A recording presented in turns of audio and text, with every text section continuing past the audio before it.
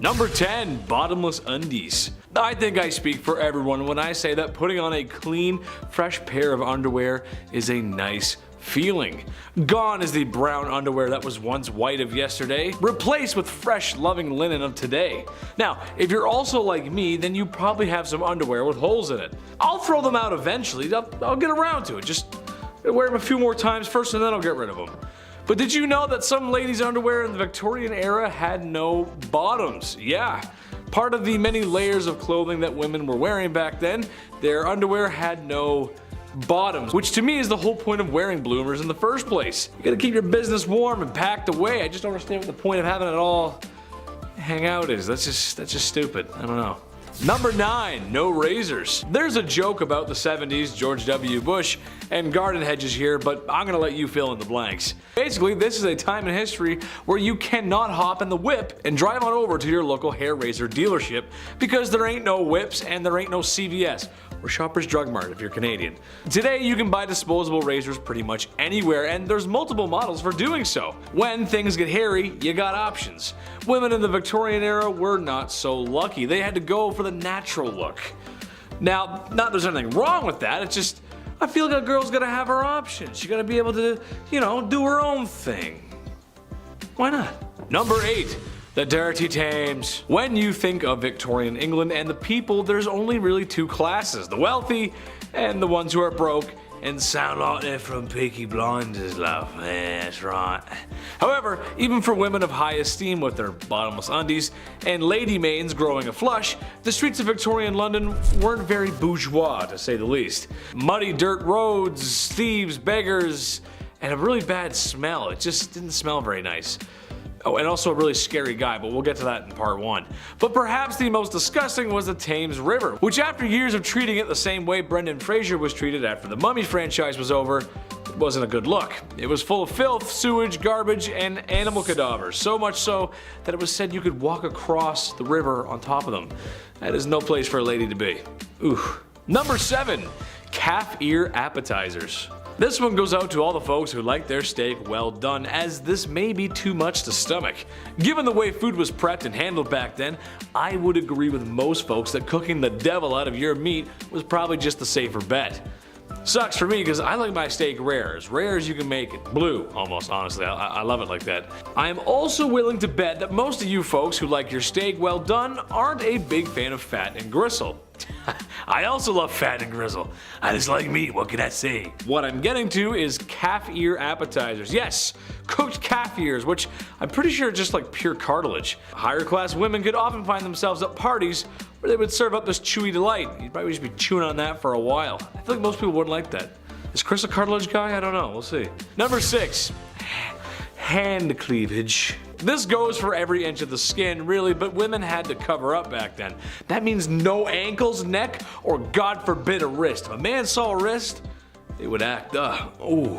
Well, I don't know if they were that down bad, but women of higher esteem wore gloves. There's etiquette to gloves. It was all part of the culture, which means only women with dosh could practice such glove etiquette. I say no woman should have to cover up. She should wear whatever the heck she wants when the heck she wants to.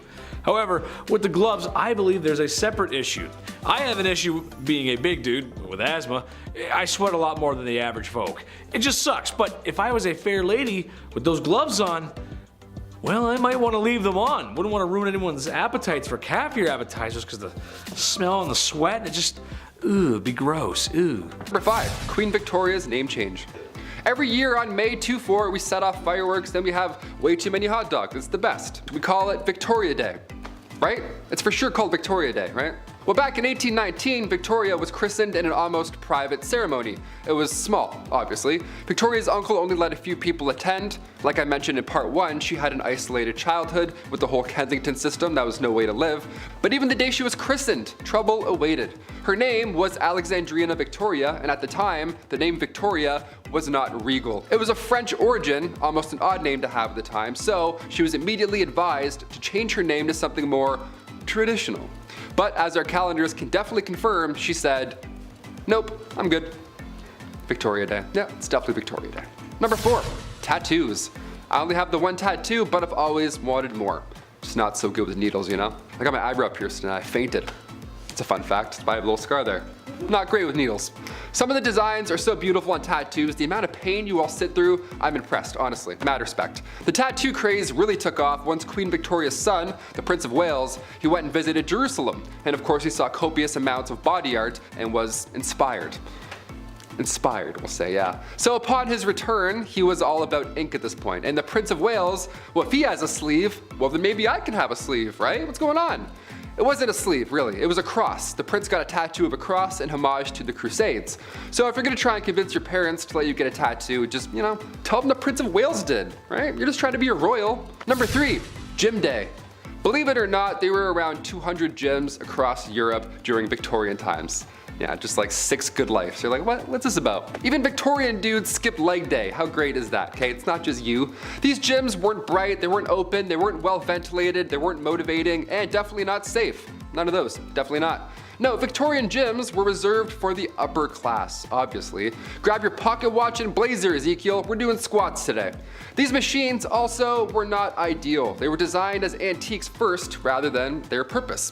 Also, half of these look like saw traps. Like, are you kidding me? No way I'd bend my arm around any of these devices, no way. All those wooden wheels? No, I'll stay weak and brittle, thank you. Number 2, ghost photography. How to look back, I don't like talking about ghosts. As if the reanimated corpses coming back to life while they were ringing a bell wasn't scary enough. Yeah, let's talk about 1800s ghost photography.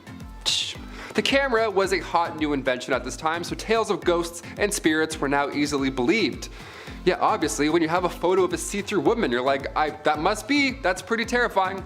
A big name in the ghost game was a man named William Thomas Stead. He was born in 1849, and Stead was the son of a Congregationalist minister, and at the age of 22 he was appointed as editor of Northern Echo, which was a regional newspaper in Darlington.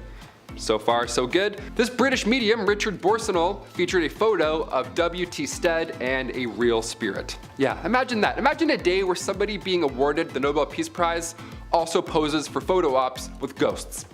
You're like, do we believe all of this or none of this? What's going on? This is so scary. And finally, number 1, music for eternity. Before we wrap up this wild part 2, I had to include perhaps one of the creepiest patents of all time. Patent numero 9,222,059. Yeah, the number is going a little bit higher. This one got me thinking. I wanted to end this video off on this note. I like this idea. Maybe, I don't know yet. Music for eternity systems. Okay, this patent is not from the 1800s, but rather 2015. I know, it's not Victorian, but when else am I gonna talk about this, really? The idea here is that you could stay connected to your loved one by using a solar-powered digital music player. The best part here is the patent details how surviving family members now have the ability to update, revise, and edit stored audio files and programming after burial. Yeah, next Rihanna album, no problem, I got you. There's a speaker in the casket and there's a headphone jack on the tombstone, so we can listen together. And then we can decide if we hate the album. That's creepy. I wouldn't do this. Would you want this? Sound off below if you'd want, big shiny tunes playing for eternity after you die. I would do the Titanic theme song, just make everyone so sad all the time. Number 10 is chloroform the hiccups away. Nowadays we know a nasty case of hiccups is curable by just holding your breath or chugging a bunch of water. But if this was 1899, you'd be prescribed chloroform. Known by many as the mysterious liquid on the rag placed over someone's face to make them faint in many period pieces or cartoons, chloroform gained popularity after Queen Victoria demanded its usage during her labor in 1853, after having been denied it in her previous labors. By taking these lengths to reduce the annoyance of hiccups, your vital organs may pay a steep price. Chloroform has the potential to damage the nervous system, lungs, and trachea, as well as the liver and kidney when exposed long term. This is just one of many medical remedies that we'll be covering from the first Merrick Manual of Diagnosis and Therapy, the oldest continuously published English language medical textbook. All the quack treatments in our list today used to be found in this mass encyclopedia. For instance, number 9 in our countdown is smoke inhalation for asthma and other lung conditions. This may be one of the more counterintuitive remedies on our list, as it's easy to see now that smoke is not beneficial for asthma at all. Through the late 19th and into the next, however, inhaling smoke or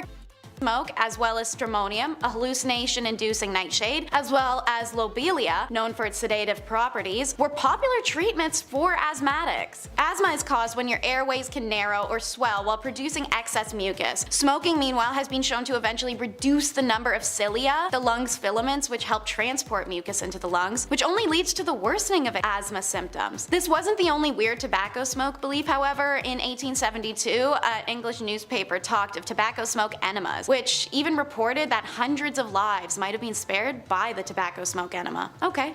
Weird enough. Plasters, no, not the British word for band-aids, is number 8. This medical treatment was said to have sucked the badness out of a person. They were like a nicotine patch made up of a thin layer sheet of wax as well as leather, and it was able to stick onto the skin. In the wax there were remedies such as lead, opium, frankincense, tobacco, etc. This mix would be applied while still warm to ensure the adhesion of the plaster. Plasters were sold to anyone of any age and came in many different shapes and sizes so that they may be applied to different areas.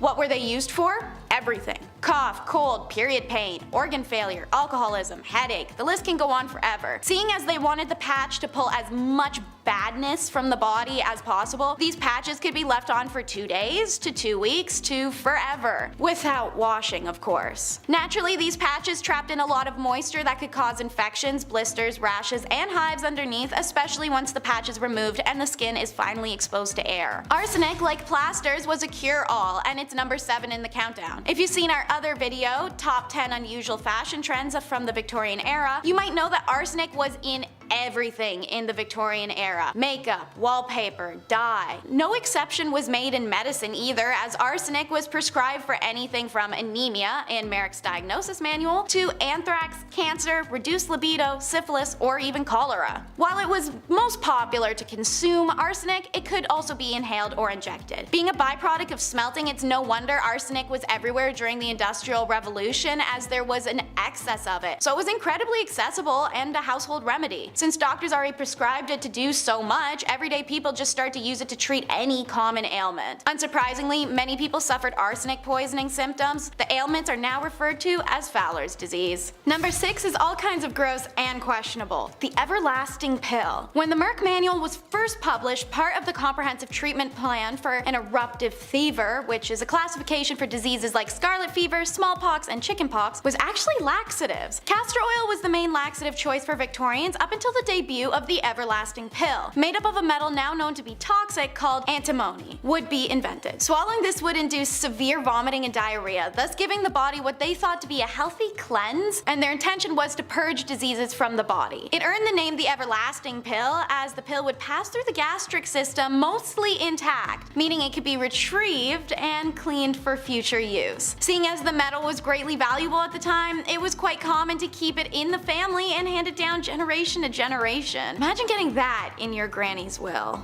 Number 5. Cat attacks. If I had to pick, I would of course say I'm 100% a dog person. I'm sorry, I grew up with 2 cats, I'm allergic. I grew up with 2 dogs, not allergic. Dog guy all the way, sorry. Cats are cool, but this next story just totally freaked me out. Back in 1870, this rich woman had put her time, energy, and resources into cat breeding. How lovely is that? She had tons of cats, she loved all of them, and they loved her.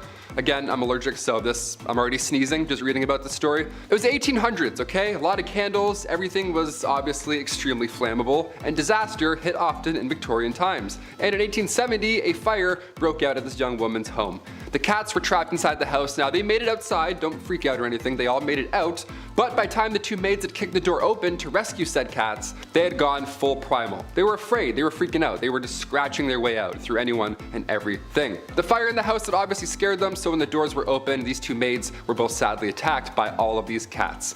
What a horrible thank you for saving all of their lives. I pulled my cat's tail when I was younger. I learned real quick, never to do that ever again. Number 4, hiccups. Today we have many cures for hiccups. Yeah, you gotta get scared or hold your breath or drink water like while you're doing a handstand. I don't know, everyone's got weird ideas, whatever.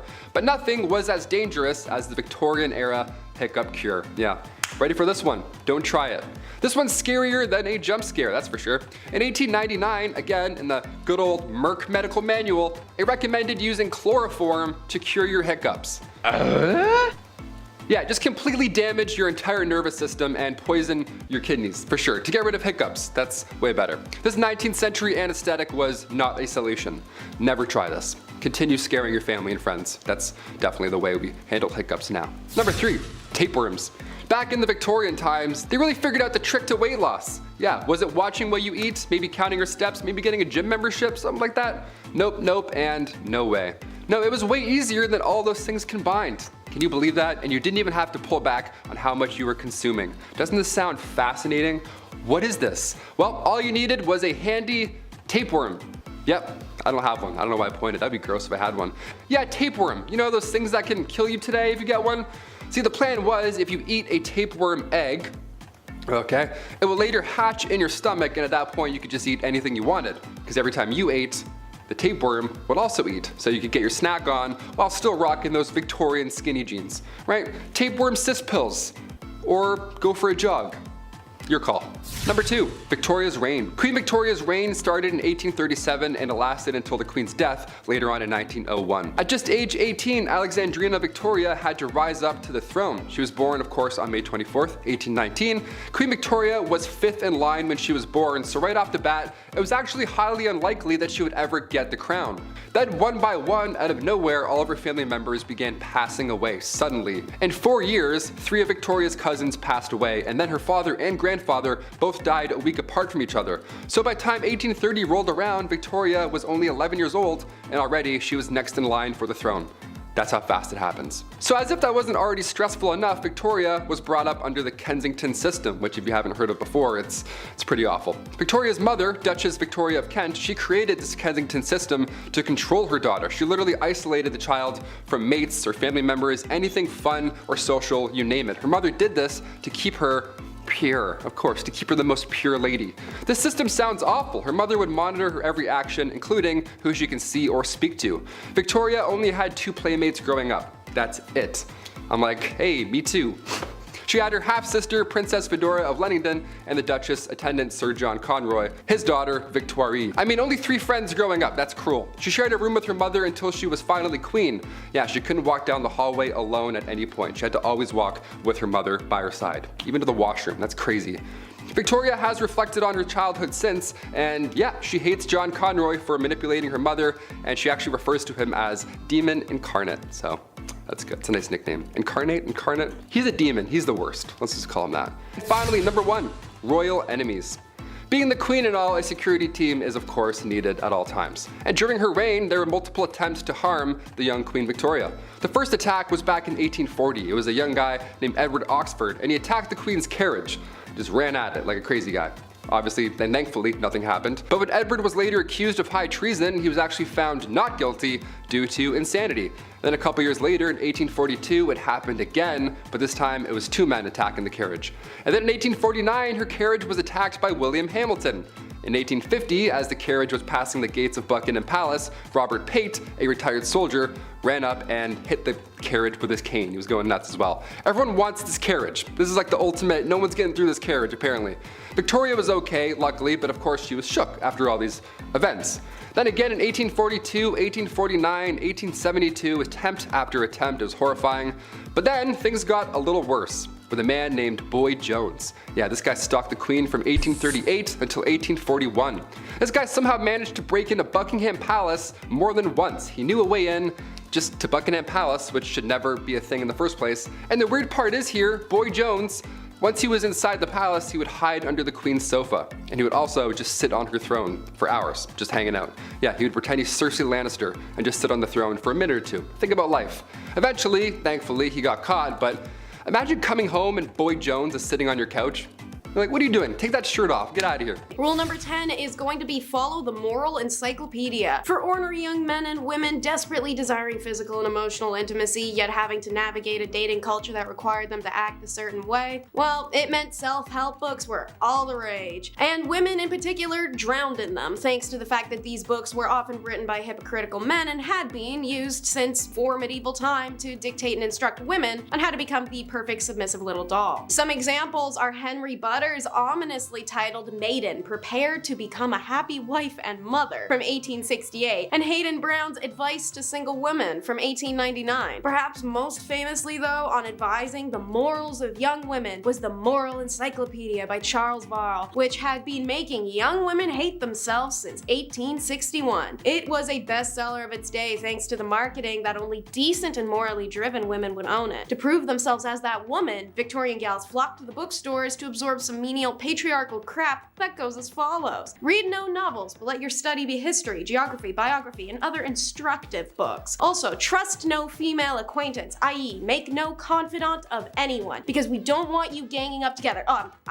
Possibly breaking your feeble tongues, having a conversation. Oh, and if you get a pimple, expect nobody to ever love you again. To quote, remember that whereas the character of a young lady is considered angelic, and blemish in it would withdraw the respect men have for you. Rule number 9 is to follow a handbook of etiquette for ladies. Following on a similar sales tactic of gaslighting, only perfect and honorable women know all the rules of etiquette. Oh, you don't? Oh, well, that's such a shame. Now you lose all your honor. You know, though, I can help you out. It's pretty convenient that right here behind me, I have this book I wrote and it has all the rules. I mean, I can give it to you so you can restore your honor if you give me like $30, I don't know. So, what's in this immensely popular bestseller from the 1860s that bullies women? Well, I'm so glad you asked. First up, keep that bling to a minimum, mamas, as you should never wear mosaic gold or paste diamonds. They are representative of a mean ambition to appear what you are not, and most likely what you ought not to wish to be. You got a problem with that? Well, sucks. Pipe down, because it's better to say too little than too much in company. Let your conversation be consistent with your gender and age. Don't forget to never talk about yourself either, as such discussions cannot be interesting to others, and the probability is that the most patient listener is laying the foundation for some tale to make you appear ridiculous. If you do open your mouth and your choice is to be a dirty joke, girl, BFF, because a double entendre is detestable in a woman, especially when perpetrated in the presence of men. No man of taste can respect any woman who's guilty of it. Oh, my personal favorite. Did you break something while a guest in someone else's house? Nah. As a lady, you can't do that. It's not possible. Pretend like nothing ever happened. Don't own up to it and gaslight your host. If at another's house, should you break anything, do not appear to notice it. Your hostess, if a lady, would take no notice of the calamity, nor say, as is sometimes done by ill-bred persons, oh, it is of no consequence. Rule number 8 is having a dress for all occasions. Should you not? Well, that's not proper etiquette. As a middle or upper middle class Victorian woman, your job was to spend your day like a Bratz doll, changing every few hours. This is because of the strict etiquette of the time, which dictated that certain dresses were for certain activities, which meant you had to plan your errands around your outfit changes that made it possible for you to run your errands. Isn't that fun? Women would start with the morning time dress, which was relatively comfortable by Victorian standards. However, for us, it would still feel like wearing an iron reinforced tube sock on our entire body. It was simpler in appearance and designed for only the home. Want to take a stroll in the park? Out of the morning dress and into the walking dress. The skirts are shorter by several inches and didn't have a train, so they weren't dragging a leaf pile behind them as they went. The materials were usually rich in color and pattern to be admired amongst the greenery. When women returned home from their daily walk, they would change into dress number 3, or the afternoon dress for receiving visitors or visiting others. The skirts had a longer train and the neckline was usually a little lower. After some visiting time, dress number 4 gets whipped out for dinner, and it was the most formal of all casual dresses. Usually silks, satins, velvets, exactly the type of precious material you want to spill food on. Ball gowns weren't for regular wear, but they were required for fancy occasions, so you had to own them too. Rule number 7 is to mourn properly. Another dress all women owned was an all-black mourning dress. They kept these bad boys on lock for whenever someone died, which was arguably something to look forward to in the Victorian era. Thanks to Victoria being the most extraordinary and dramatic woman of all time when her husband Prince Albert died in 1861, and she spent a bajillion years dressing like a vampire and wearing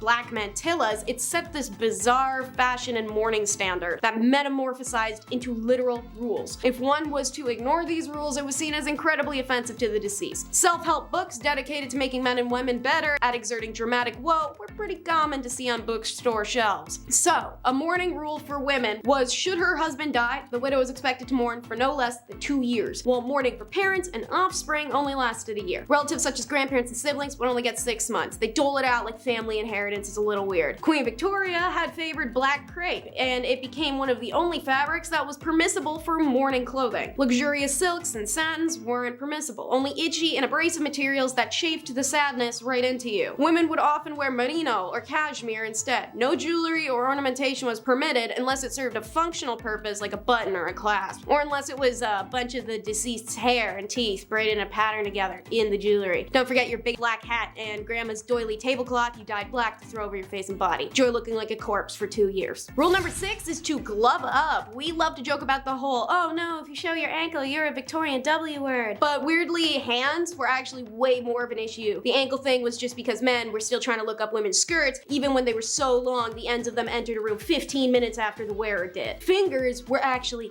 the gasp-worthy thing of the day. It was considered highly inappropriate to walk in public spaces with uncovered hands, and would draw a lot of ill repute to those daring damsels who did. In fact, women's hands were so scandalous, both written and unwritten rules of Victorian etiquette unanimously agreed that if a man and a woman happened to be walking on an unevenly surfaced road, it was the one and only time that he could take her hand if they were unwed. Funny that the only permissible contact between the couple, the yet to be engaged, is to prevent her needing to be picked up from a Victorian pile of mud sludge. It does not matter where you are headed outside of your home, you must wear gloves, which weren't just a popular fashion accessory, but as stated, social necessity. Like every other item a woman could wear in this era, there were many kinds of gloves based on the occasion. For example, daytime was for short gloves, which usually bore designs, embellishments, whereas in the evening, gloves had feathers, satin ribbons, and other super flammable decorations. List. Number 5, the hobble skirt. Yeah, so when people can't get out of burning theaters, it's stuff like this to blame. Just from this 1910 headline alone, I'm glad we don't have hobble skirts anymore. The June 12, 1910 headline reads, "The hobble skirt is the latest freak in women's fashions." The latest freak. Skirts that are so tight around the ankle that locomotion is seriously impeded and speed is impossible. Nice. I'll take 2, debit. Doesn't that sound like a bad time? Why would anyone want this? Sounds like you're gonna be late for everything. French designer Paul Poirier made these to free the bust, to free the, have a lot of room in here, whilst shackling the legs. So you in turn you can't move. Just what you need to move around uneven stone roads, I guess. Love the practicality on this one, Paul, thanks. Despite how ridiculous and unsafe the hobble skirt looks and acts, only the wealthy could afford such a thing. Shoot! Oh man, must be nice. I'll just be over here wearing jeans like an idiot. Middle and lower class women wore skirts with slits or buttons so they could, actually walk around. Yeah, what fools. Oh, sorry, you want a button? I don't speak broke, sweetie.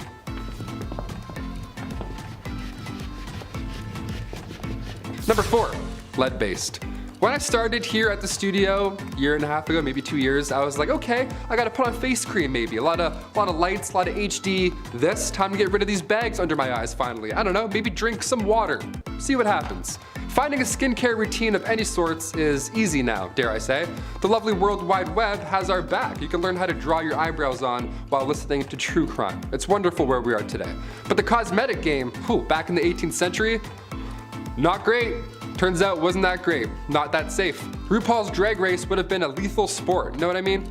Back in the 18th century, lead mixed with vinegar was often used to make your face look, more pale. The Victorian look, I guess, gotta have those veins pop out. A splash of sulfur for those freckles. Horrible idea. Queen Elizabeth I used cosmetics containing lead, mercury, and or arsenic, the same poison that took out George III and Napoleon Bonaparte, so not safe at all in any time, period.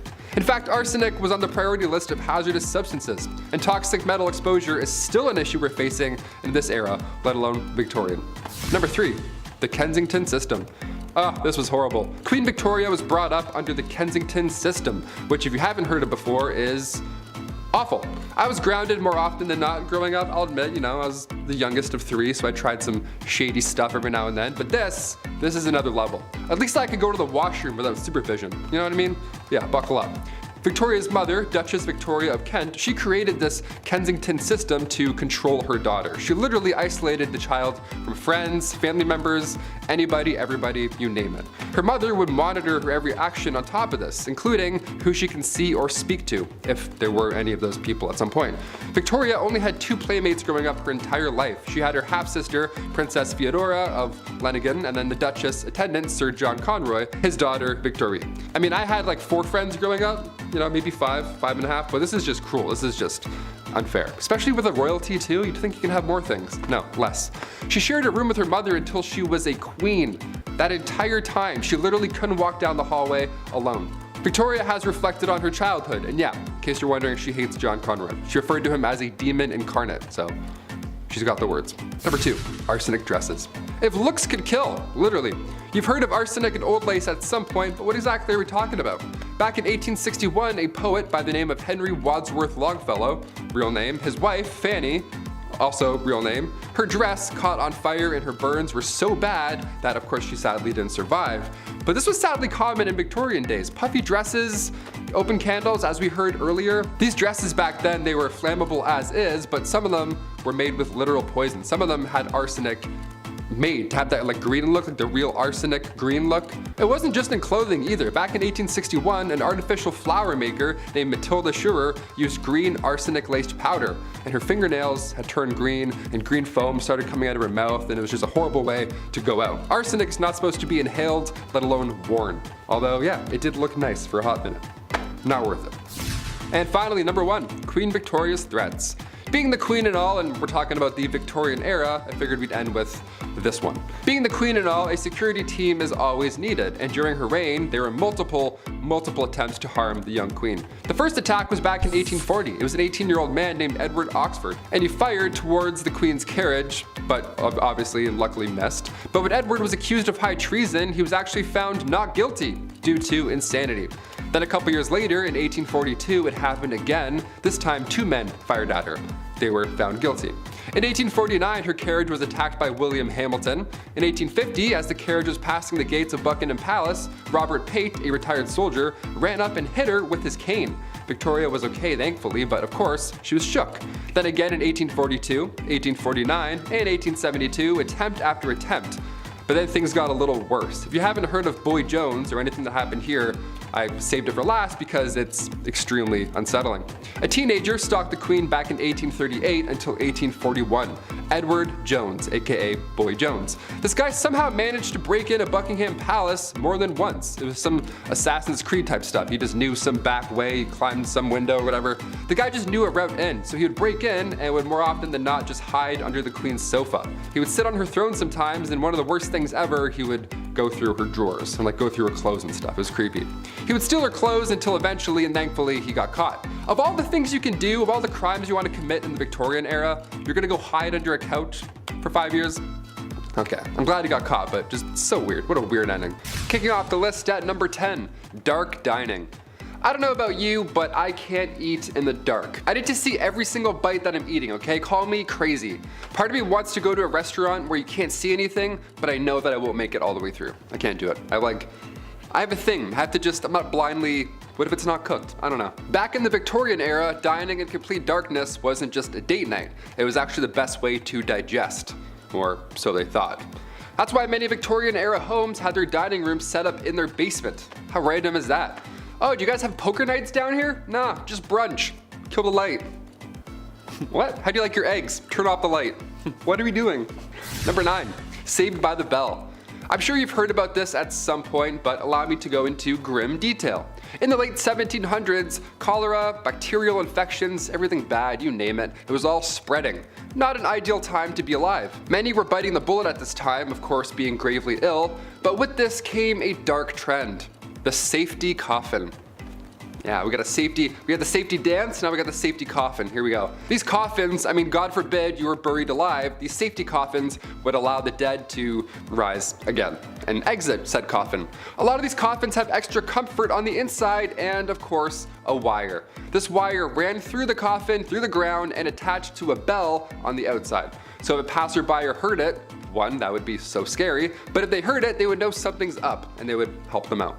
Folks would get creative with their safety coffins. For example, a man named Robert Robinson from Manchester, he passed in 1791, but he instructed his family and watchmen to open the special door on his casket, revealing a layer of glass. Now, if anybody were to see condensation, he could then be removed. Patent number 81,437 was actually granted to Franz Vester in 1868. It was an improved burial case, a real patent. This was a real coffin. This is crazy. This one had an air inlet, a ladder, and a bell. All three, there you go. The description of the patent says, if too weak to ascend by the ladder, he could ring the bell, giving the desired alarm for help, and thus save himself from premature death by being buried alive. Nice. You thought you died. Psych, climb this ladder. There you go. Good luck getting out. Now you're in an escape room. Enjoy. You only get 2 hints. Like a little walkie-talkie. Hey, how do I get out of the coffin in room B? Number 8, no air. Now that song's gonna be stuck in your head. Jordan Sparks, a classic. Since we're on the topic of safety coffins, I had to include one more. Maybe 2 more, I'll never tell. This one is fascinating. The science involved here was honestly impressive. There was the classic wire and bell method, but the more sick people got, the more creative they had to become. Like for example, patent number 268,693, John Kirschbaum's device for indicating life in buried persons. Yeah, an 1882 classic, we love this. We got the iPod Nano, they got the device O Life. Nice. Upon first glance, you may think this is some type of medieval punishment, whatever, but really this device detects movement whilst providing much needed air. Now you obviously can't have a hole in the ground or else rats will make your real demise much worse than suffocating, right? So John's device here, as per the disclosure details, is that if the person buried should come to life, a motion of his hands will turn the branches of the T-shaped pipe upon or near which his hands are placed. A marked scale on the side of the top indicates movement of the T, and air will then passively come down the pipe. Once sufficient time has passed to assure the person is dead, the device can be removed. Yeah, imagine waking up with this in your hands. I wouldn't be calm enough to turn it and then breathe in a passive amount of air. No way. There's nothing passive about waking up in a coffin. Number 7, bad hair day. Okay, you want it messed up? Let's do messed up. Hope you're not eating any food right now, especially not eating in the dark. 2 red flags. Okay, the Liverpool Daily Post back in 1869 had readers invested on this fateful day. Right on the cover it read, a 30-year-old passed away in the village of Lincolnshire. Now at the time, that's not far off from average life expectancy in the 1800s. But this case was odd. Everyone wanted to read about this. This case was noteworthy. It was important that folks understood what took this young lady's life. Doctors asked the family if they can carry out a post-mortem, and lo and behold, they found a 2-pound solid chunk of hair sitting in her stomach. 2 pounds. Ugh, that's what happened. That's how she met her fate. That's horrible. This ball of hair caused an ulceration of the stomach and ultimately caused her death. The woman's sister did note that over the last dozen years or so, she had casually been eating her own hair. So at this time I say, if you know anybody eating hair, send them this link. It's not a good idea. Cut that out. Stop doing that. Number 6, the Great Famine. Weird time to talk about a famine after the hair incident, but okay, here we go. Back in 1845, a potato crop that a lot of the Irish population relied on was no longer available. This was huge. This is bad history right here. A group of microorganisms wiped them all out, and in result, around 1 million folks died or had to leave. It was draconian law at this point and British ruling that made the exported food hard to reach people. This famine led to Irish independence and anti-union movements. Historical, definitely. Messed up, absolutely. Number 5, dresses too big. This is something I'm glad isn't a thing anymore. I'm not a person who likes to dress up. I'm a simple dude. Casual and comfortable is my forte. However uncomfortable wearing suits is, I like to think I clean up well. And I understand sometimes you gotta wear drip. It's just how life goes. Sometimes you gotta dress up. I just don't think people should be showing up to any formal events in cowboy boots and a popped collar shirt. I've known a few of those people. But what I'm really talking about here is the obtuse size of women's dresses and just the whole culture of women's fashion back then. It's just crazy. Large and overbearing dresses with enough material to use as blankets when you sleep. I know that couldn't have been fun. It's horrible. Especially with my sweat problem. A few hours in a suit and maybe a few beers later, and the first thing I'm trying to do is take the suit off. It gets tight and sweaty in there, and it's just a lot of material. It's just too much. And doorways, trying to get through doorway. Ugh. Forget about it. Number 4, fava beans. Well, after all that sweating and being around all that foulness, ladies needed to detox. How about a nice face mask made of beef? Yes, that's right. To keep their skin young and beautiful, they would drape a slice of beef over their face. Nothing like a little Hannibal Lecter before bedtime. Now I hear you saying, well Chad, that's not that bad. Okay, but think about this though. For the time period, that beef was probably yucky due to food processing practices of the time, and there's just no fridges. That means it was stinky. I hope it was at least winter before these ladies decided to beef up like that. This process of beef was supposed to rejuvenate the skin because beef contains some important vitamins for such. I can't recommend that. You just walk in with the beef and, hello darling, yes. Gross. Number 3, hot Christmas. This is just so dumb. I'm just gonna go ahead and tell everyone at home right now not to do this, because I know some of you, and some of you are gonna be like, oh thanks Chetty, that's cool. No, don't do it. I'm a doctor, a lawyer, and a firefighter. Basically, this was a super fun game that felt like something out of Johnny Knoxville's head, not Victorian families gathering at Christmas. Basically, they would gather at Christmas to play a game called Snapdragon. You get a bowl of raisins and almonds, you pour some brandy in there and maybe one out for your homie, and ignite the brandy. Once the bowl is on fire, the family will compete to see who can grab the flaming treats and eat them the fastest. Okay, second degree burns are not how I want to spend my holiday season, and also in a time before smoke alarms and a modern fire service, this sounds like a really bad time. Grandpa could lose it out of his hands. Drapes catch fire, the house burns down, probably the whole neighborhood. Just a bad idea. Also, I hate raisins, so setting them on fire? Yeah, I'm out. I don't like raisins. They're gross, dude. I don't like them. Number 2, crypt pics. Look, it's a part of life. It happens. You live, you love, and depending on how much your wife likes interior design, you probably have a sign hanging up like that in your home somewhere that says something like that. You know what I'm talking about. And after spending all that time in HomeSense, it's all over. Fade to black, cease to exist, the forever box. There's a whole process and respect in the undertaking business. The Victorian era had a strange tradition, however. How about taking photographs with the body of a family member who has recently passed on? Yeah, that's right, I know. I couldn't believe it really. People would sit there for minutes taking photos of those who are no longer with us because the process of taking photos was not great. This isn't the digital age after all. This is something that the crypt keeper would make you do. Keep them in the album or something. Just not for your everyday family, man. That's just weird. Yes, now we're going to take photos. Like that's just weird, you know? It's just weird. It's weird. Number 1, Jack the Ripper. Listen, the women of Victorian London feared this guy, and how can you blame them? A terror that seemed to come from nowhere and could strike from anywhere. Humans unaliving other humans is nothing new, and it probably won't be old. It won't get old soon.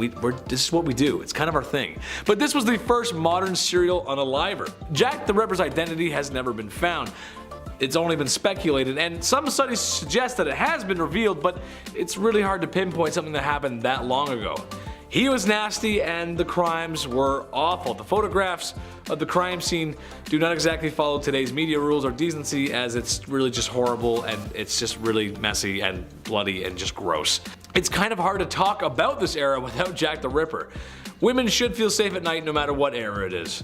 That's right, ladies, I'm on your side. Kicking off the list at number 10, smoky behind. When somebody tells you that you're just blowing smoke, it means that you're lying, okay? You've now been given exaggerated information of sorts. Well, back in the 18th century, they literally had to blow tobacco smoke at your behind. Yeah, weirdest work break ever, I'd say. So why did we perform magician enemas back in the day? What was the deal here? Well, tobacco smoke enemas were used to treat quite a few symptoms, or they thought so, including a common cold. These enemas came in these fancy kits with a fancy rubber tube. It was all fancy because it was an honest medical practice at the time. It was done by legit medical practitioners. This is the funniest part. The idea was that the tobacco smoke could warm up a soon-to-be deceased body.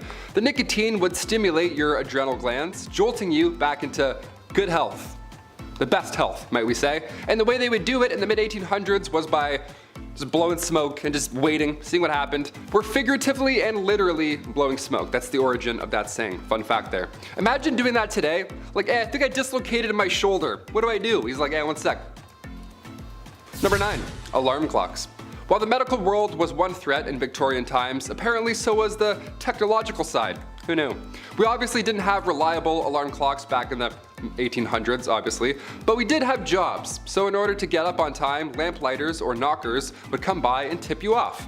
Yeah, they would just yell in your window and just alarm. That's how you'd wake up. A man would yell into your window and smack you with a stick. Legend has it, a young man named Sam Wardell, he got a little creative with his wake-up calls. He needed more than a lamplighter at 5 a.m., so he would Tony Stark this alarm clock gadget. He would use wires, a bunch of stones, all that unsafe stuff. Then at a certain time, stones would fall to the ground, of course waking him up, and presumably everyone else in the building. That would be alarming.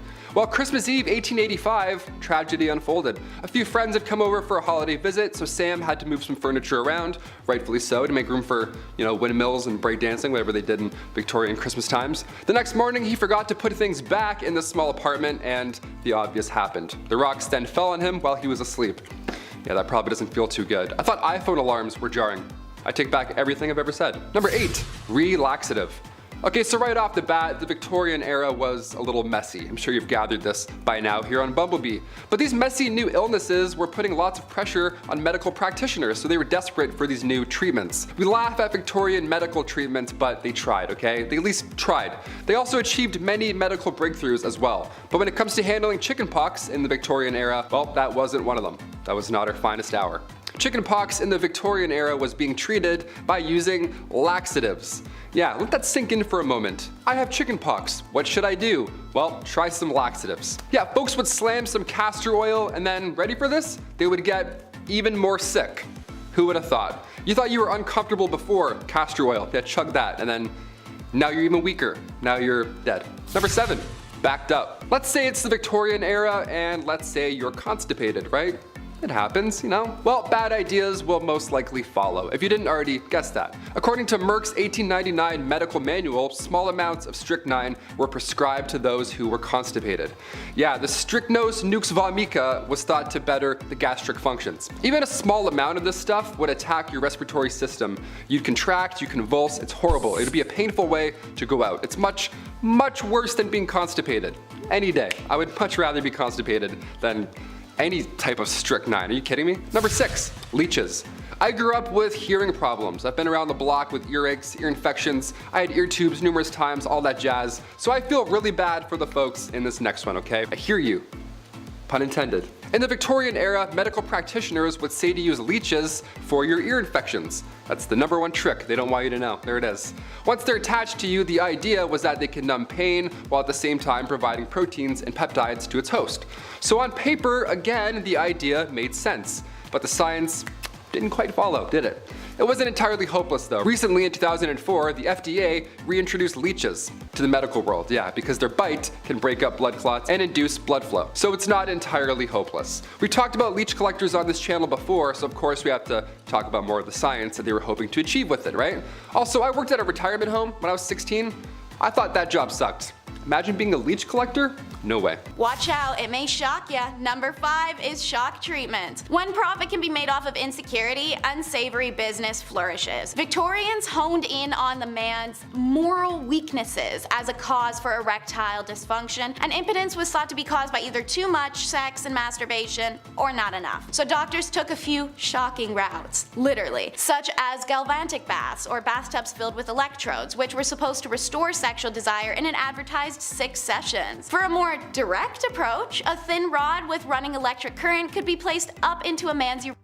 Repeat that twice a week, about 5 minutes each time, and your little man should be ready to rumble. By the late 1800s, ads were running for electric belts aimed at weak men. They claimed to help cure kidney pain and sciatic nerve issues and backaches and headaches and nervous exhaustion, and of course, mainly their dysfunction. While today impotence is recognized as the result of physical or mental duress, age, or genetics, the belief that electric shock therapy is a useful cure for impotence still persists, and some studies have shown positive signs. See that, fellas? Don't knock it till you try it. Speaking of electrocuting genitals, you can't tell me that didn't happen at least once with the first electric vibrators, which is number 4 in our countdown. Female hysteria became a diagnosable medical condition way back in medieval times when the concept of a wandering uterus, when a discontented or displaced uterus would cause a woman ill health, was first coined. Believed to have symptoms such as irritability, insomnia, fainting, anxiety, menstruation, or horniness, pretty much every woman showed these symptoms. Hysteria was pretty common. Doctors cure hysterical paroxysm, an orgasm. For hundreds of years leading up to this invention, doctors were manually administering pelvic massages to women to achieve the necessary cure. But all that wrist work added up over time and doctors needed a break. So cue Dr. Joseph Mortimer Granville. He created an electric steam-powered electromechanical medical instrument, nicknamed the manipulator. The device allowed women to give themselves home massages to cure their wandering wombs and giving doctors the well-deserved break they needed. A questionable cure for a very questionable diagnosis. Number 3 is not for the faint of heart. They loved leeches. It may be crazy to imagine, but between the late 1700s and well into the early 1900s, there was a booming leech trade all across Europe. Leeches were shipped from Germany to America by the tens of thousands. England even had to start importing them from France by the mid-1800s as their own leech stocks were not even enough to supply their own doctors. Francis Bossuet believed that all diseases resulted from the excess buildup of blood and documented this belief in a medical journal that would subsequently cause leeches to become the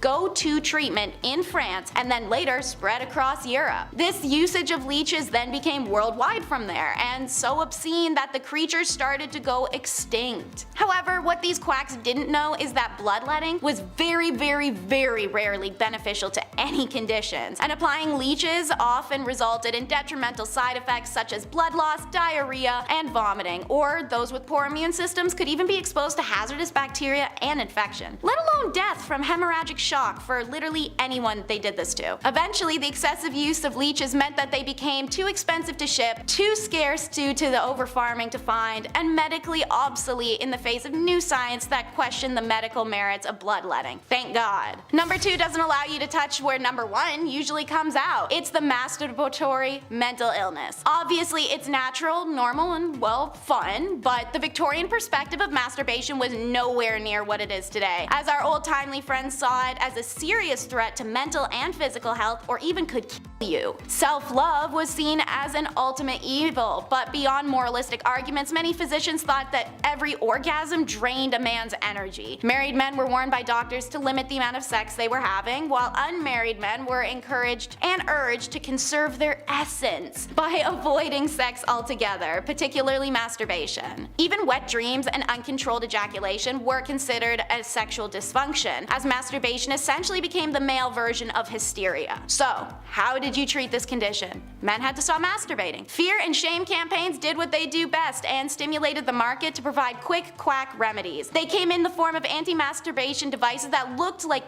torture chambers. Most popular was the juggum, which was a metal ring attached around the base of a man's, and then screwed on. If he was to become erect at any point, whether awake or asleep, the now inflated skin would make contact with sharp metal teeth that would dig in. Like I said, most popular. Consider how much worse these other options were for that to be the primo choice. A spermatic truss was essentially the first jock strap, but meant for every day, and the Bowden device fastened a little metal helmet to the end of a man's member that bound up into his pubic hair so that it would be ripped out should he become erect. I'm more than happy to keep going, but I'm sure more than enough people are wincing right now. Keep in mind, while these men were going through this to avoid masturbation, women were being prescribed it as a cure.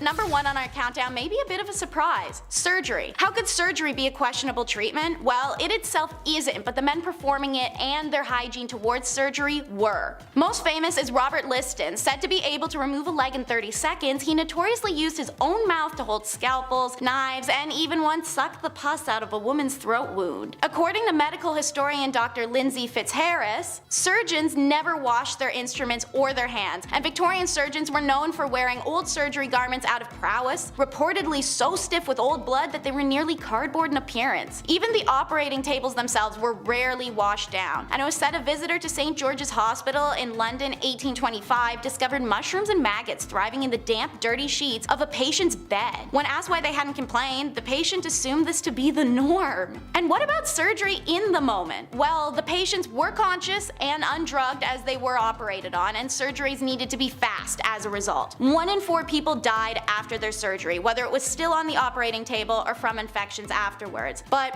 what about our buddy I mentioned, Dr. Liston? Only 1 in 10 of his patients died. This was because of his speed. "Time me, gentlemen, time me," he'd shout to the surgery spectators to put his legendary speed to the test. Sure, he did accidentally castrate somebody once because of his wild motions, but nobody's perfect. In fact, while he's remembered for being the first surgeon to use anesthesia, wash his knives, and invent a still used medical tool, he is the only surgeon to ever have a 300% death rate. I'd be remiss not to mention that during a leg amputation, his lightning speed reportedly cut off 3 fingers of the assistant who had been holding down the patient. Then, as he brought the knife back up, he slashed the coat of a spectator. The spectator reportedly died immediately of fright, likely a heart attack. Though the assistant and patient survived initially, like most who were treated in Victorian hospitals, they died not long after from infection, which was also just called hospitalism at the time because of how many people died that way. It's easy to say that going to a Victorian surgery or a hospital may have been as efficient as rubbing dirt into a wound. Kicking off the list at number 10, a lot of hair. To kick off this wild part 2, I had to include the tale of the woman who ate her own hair. Why did she do it? What happened? How much hair? Well, let's find out. All the questions about to be answered. The Liverpool Daily Post back in 1869 got the attention of those passerbyers with this one. A 30-year-old passed away in the village of Lincolnshire. That's not too far off from the average life expectancy of the 1800s, but this case was a little odd. Something was off about it. So doctors asked the family if they could carry out a post-mortem, and lo and behold, a 2-pound solid chunk of hair was sitting in her stomach. It caused ulcerations of the stomach and ultimately caused her death. What a horrible way to go out. The woman's sister did note that over the last dozen years or so, she had been casually eating her own hair, just one piece every now and then. Ultimately, it added up. If you know anybody that's eating their own hair, pass this on. Send them this video. This sounds rather uncomfortable. Number 9, cat attack. If I have to pick, I would say I'm 100% a dog guy. Cats are cool, don't get me wrong, but this next story freaks me out a bit. Also, I had a cat once and I pulled its tail on it. Hissed at me and scratched me and scared the life out of me. So, dogs for sure. Back in 1870, a rich woman had put her time, energy, and resources into cat breeding. What a fun little hobby and lifestyle. She had tons of cats, she loved them all equally, and they loved her. I'm allergic also, so this story is my nightmare on a level. But it does sound like a cute time, I'll admit, that's a nice way. Especially like in the Victorian era, what a lovely little pocket of fun. 1800s, a lot of candles, everything being extremely flammable, disaster hit often in Victorian times. And in 1870, a fire broke out of this young woman's home, and the cats were sadly trapped in the house. They made it out alive, but by the time they made it out, the 2 maids that had kicked the door open to rescue them, they had gone full primal. The cats just attacked them and it was all bad. The fire in the house had obviously scared them, so when the doors were open, these 2 maids were both attacked by them at full force, essentially, all of these cats. Like, what a horrible thank you for saving all of their lives, you know what I mean? Number 8, quick divorce.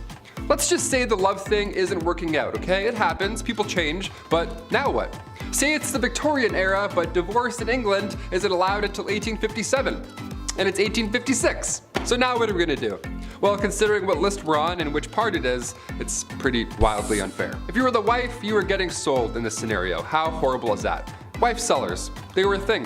That was a legitimate business. How horrible. Yeah, you were getting sold if you were the wife. How horrible is that? Wife sellers was a legitimate business. There were auctions. Public auctions would be done. You would watch people bid on marrying your wife.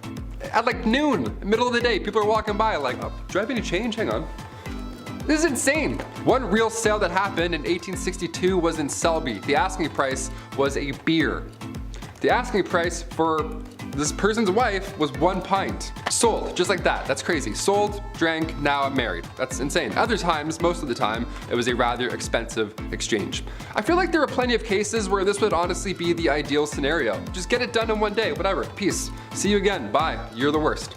Number 7, the Great Famine. We're gonna lean out of wife selling for a hot minute and include the boys for this one. Yeah, come on back in, you're all guilty. The Great Famine took out everybody, not just Victorian women, of course. Back in 1845, potato crop that a lot of the Irish population was relying on was no longer available all of a sudden. A group of microorganisms just wiped them out, just like that, and in result, around 1 million folks died or had to leave. It was draconian law and British ruling that made the exported food hard to reach people that really needed it. So this famine led to Irish independence and anti-union movements. Little fun bit of history I had to include on this one. Number 6, the Brooklyn Theater Stampede.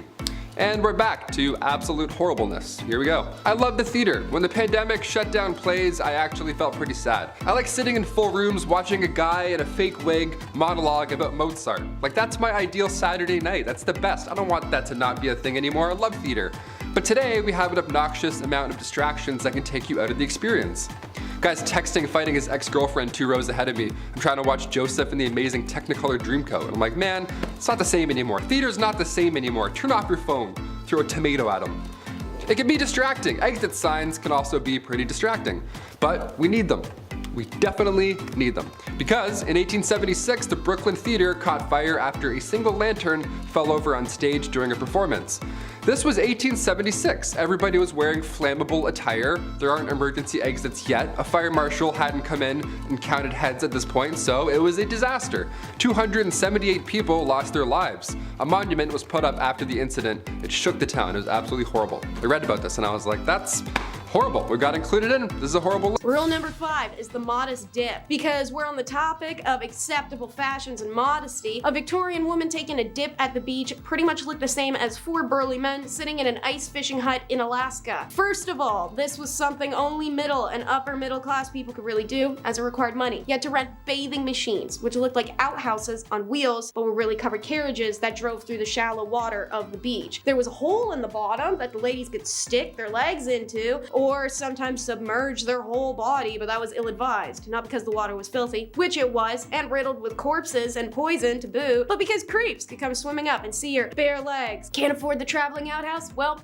no beach for you. Rule number 4 is wife sales, a real legal way to obtain a divorce in stuffy Christianized England. Divorce was unpopular, detested, and openly deterred in those days. Seeing as you were discouraged from intercourse with your partner, married them when you barely knew them, and could barely spend time alone with one another, it was a pretty popular request. You would have to sit listening to the clock tick and his nose being clogged but him not blowing it for the 444th night in a row while you disassociate staring into a fireplace. What the hell did people expect? Of course you want out. You don't even know his middle name. Attaining a divorce in the early 1900s was an expensive undertaking, however. So those who couldn't afford the legal fee sometimes sold their wives to the highest bidder. It was often done with the full consent of the wife, who was usually bought by her family, a new lover, or a female friend. It was an amicable way to say, this was a mistake, get out of my house, good luck and prosper. Rule number 3 is no flirting. As stated, you were really not supposed to flirt, and flirting to the Victorians included eye contact, talking to one another, looking at another person, breathing their air, knowing their name. Maybe the last one is dramatic, but you get my point. You wanted someone, you had to wait until you met them 4 or 5 times, then you could look at them, run into them a couple more times, then maybe request a dance at a ball, and you get one of those a couple times, then maybe you get a sit-down chaperone visit, maybe a walk in the park, and a couple more ball dances. Then you can propose. But even then, a Victorian maiden could not be trusted alone with her fiancé lest her dainty, fluttering hand rest on the arm of her intended and cause an outburst that would inflame the fiancé's uncontrollable base lusts. Even after progressing through several stages of acceptable dating, aka the ball dancing, talking, walking together at a distance, if a man was invited to the woman's home, their acquaintanceship would still have to be under the watchful eye of a chaperone. Single women were never to indulge in behavior with a man that might lead to being kissed or handled in any way. This included strict inspection rules, because I kid you not, men were encouraged to inspect a woman back then. Like many of the stipulations that accompany shipping procedures. How romantic. If a man wanted to admire a necklace, the woman would have to remove it, hand it over for inspection. Under no circumstances was the item to be inspected while she wore it. Now I know where that flirting tactic came from, because guys, y'all love that whole jewelry admiring flirt, and it isn't subtle. And of course, during the chance encounters in one's club or in the park, staring boldly at someone you knew without acknowledging him or her, known as cutting, was the ultimate display of bad flirting manners in Victorian times. Guess they didn't like them bold back then.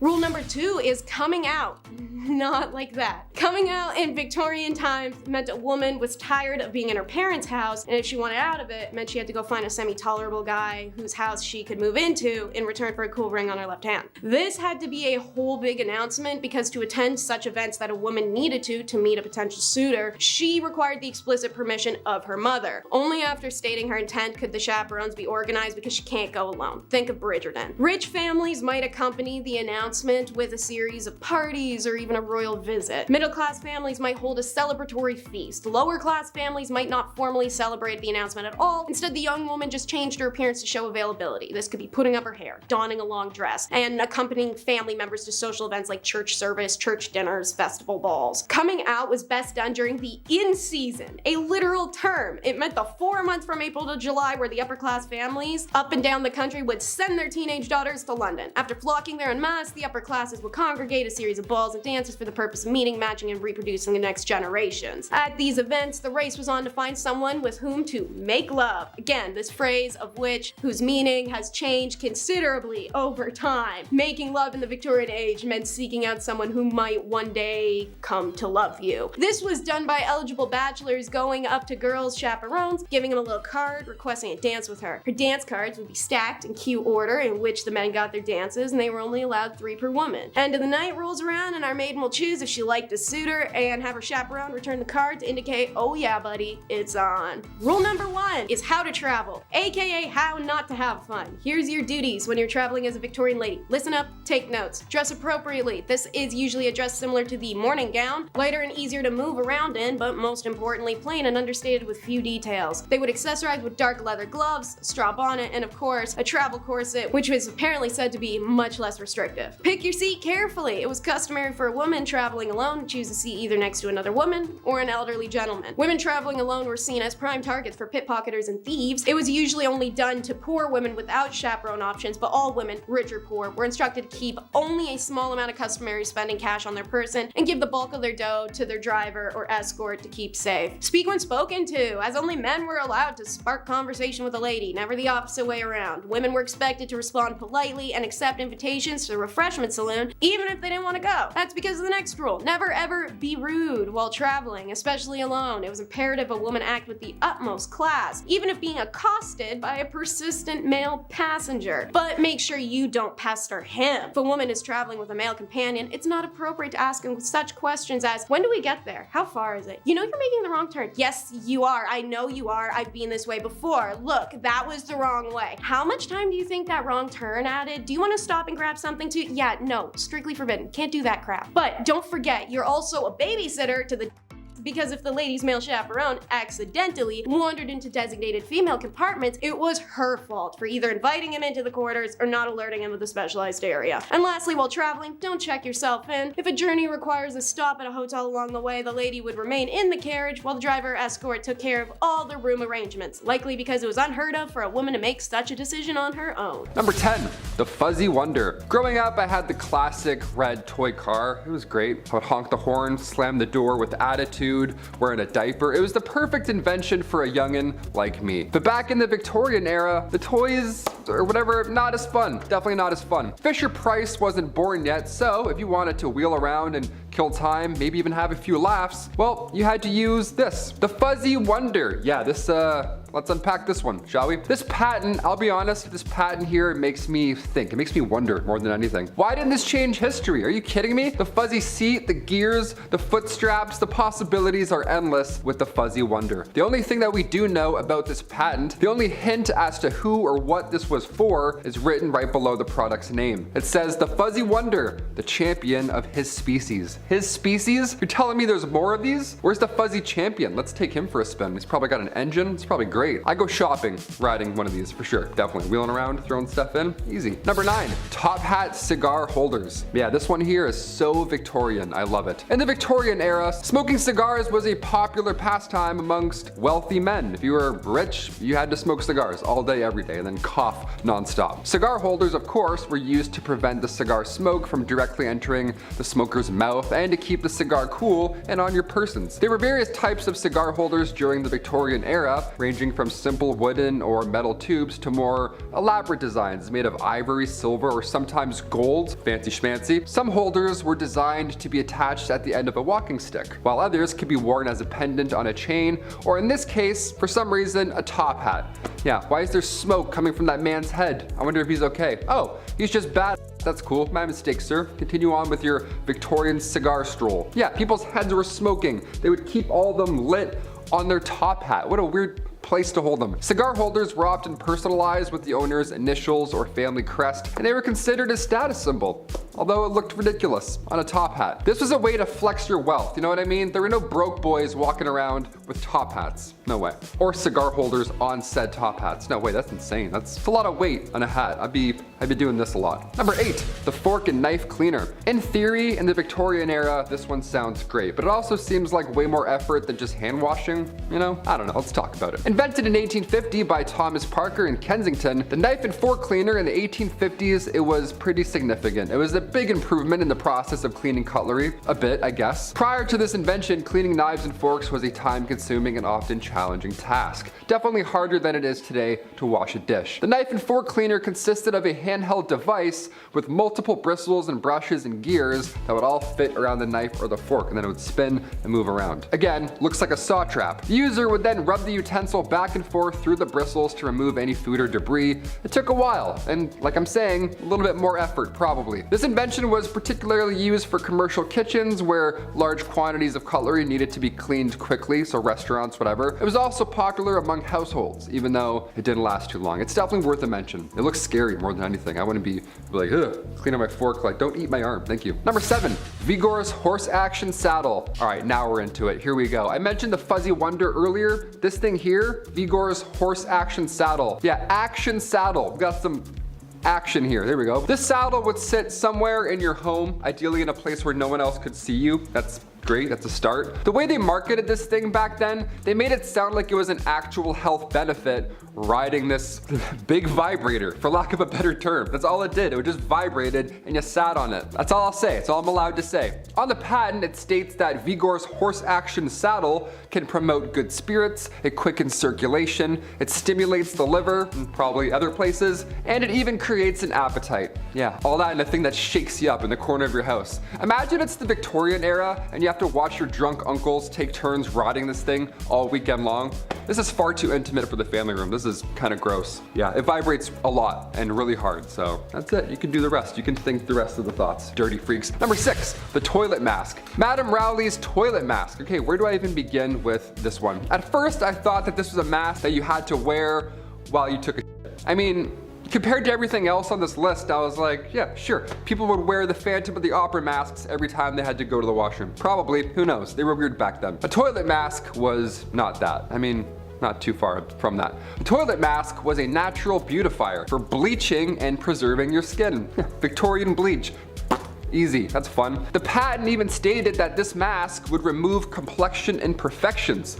Complexion imperfections, see you later. Huh, what a treat. How lucky are we? All you have to do is wear this mask 3 times a week. For how long? I don't know, doesn't say. Just feel it out, I guess. Just feel out the bleach. Turns out lead cosmetics pasted onto a mask and bleach, turns out it was not beneficial for your health at all. Who knew? Not me. Yes, let me put on my bleach mask before, well, I can't breathe or see anymore. Never mind, I'm gonna stop wearing that. Number 5. Automatic smoking machines. When I read about this, I actually laughed my ass off for like a minute straight. I get some of these inventions, or where these inventions were trying to go. Like an indoor saddle, sure, that's fun, I guess, if you want it to be. The mask at the time was thought to have beauty benefits. The automatic smoking machine was all bad. I don't see any good thing about this thing. It's not even designed well. It looks like shit in the corner. It was just a machine that smoked all of your cigarettes. Yeah, it smoked them automatically and then blew the smoke all over your curtains. What a great invention. Nice, 10 out of 10. Gonna review that. What a perfect addition to the family. This thing, first of all, was not small. It was not petite. It looked like a saw trap placed in the corner. It was so Victorian and scary looking. There's gears and pulleys and there's smoke pluming out of random places. It's like having a choo-choo train in your house. Who wants this? A choo-choo train that gave you lung cancer. Nice, score. Merry Christmas. Yeah, fire it up. It only takes 80 cigarettes at a time. I know. Number 4, the surprise chair. Are you tired of sitting down on chairs that, you know, stay still and don't immediately topple back once you apply any amount of pressure? Well, don't I have just the thing for you? Here we go. The surprise Victorian chair. I guess it was invented for laughs in a world before Netflix. Sure, I guess you have to be creative. There's no sign of practicality in this patent, so we're gonna go ahead and assume that these 1800s folks, they were hilarious. They loved a practical gag. I'm not even gonna say prank. Don't even make me say prank, YouTube. Not saying the P word. The patent shows the exact science here and what it takes to surprise your guest and then have them topple to the ground. I go, ah ha ha, then you bring them back up and then give them the real chair. This is a prank gift, and if we've learned anything in time, getting prank gifts, it only works once. So once you get your pal to take a topple in the 1800s, you would then have to store this heavy, antique, horrible looking heavy chair somewhere in your home and then bring the real chair back. Again, it sounds like way too much effort for a very low payoff. Imagine that, 400-pound chair. They're like, eh, gotcha. All right, who next? Number 3, toilet troubles. Now, the Victorian era, it was unsanitary to say the least, sure, but it was also dangerous in ways that you wouldn't expect. Some random poo-poo signs coming out of you. One of the greatest Victorian inventions was the bathroom. I love this one, it's great. Now, it took a few tries to figure out the whole methane gas problem, but we did it. Yeah, spontaneous combustion of the bathroom was weirdly common in the V era. Flammable gases like methane and hydrogen sulfide, well, they built up over time with human waste, and more human waste, and just, well, so much and gases, it built up in the sewers and eventually it backed up into our homes. Next thing you know, you're lighting a candle and then your bathroom's gone and you're gone and there's everywhere and it's the Victorian era and you're like, what do I even do right now? What just happened? What science was that? Number 2, the wave rockin' bath. Seaside at home, let's do it. Are you tired of regular bathtubs that are stationary, relaxing, and don't soak your entire floor in minutes? Well, the Niagara wave rockin' bath washes all that away. Yep, see you later. This bathtub was designed to rock, literally. It kept your blood in active circulation, apparently, and it only required 3 pails of water, also bull. The patent promised the fullest illusion of a sea or a river bath, whilst promising absolutely no water will splash on the floor. Yeah, good joke. No way that's gonna happen. And it didn't happen because that's way too good to work out. Imagine having this now growing up. Are you kidding me? My mom would be yelling at me to clean up the floor immediately. I already made enough splashes with just a stationary bathtub. I don't want a rocking bathtub. I'm trying to rinse my hair. I'm like, this sucks. Shit everywhere. It's so stupid. Just doing this is so stupid. Looking at lights. Finally, number 1, beauty patches. Oh, we need to bring back beauty patches ASAP. Imagine me right now doing this list with an 800s beauty patch. You'd hit that thumbs up immediately. You'd be like, this Victorian man is straight out of time. These patches came in all shapes and sizes. Now, even in this portrait from 1755, quite a ways ago, Joshua Reynolds painted Charles, the 9th Lord Cathcart, rocking a large beauty patch. These beauty patches go way back. Also, look at him. That's a lord right there with that.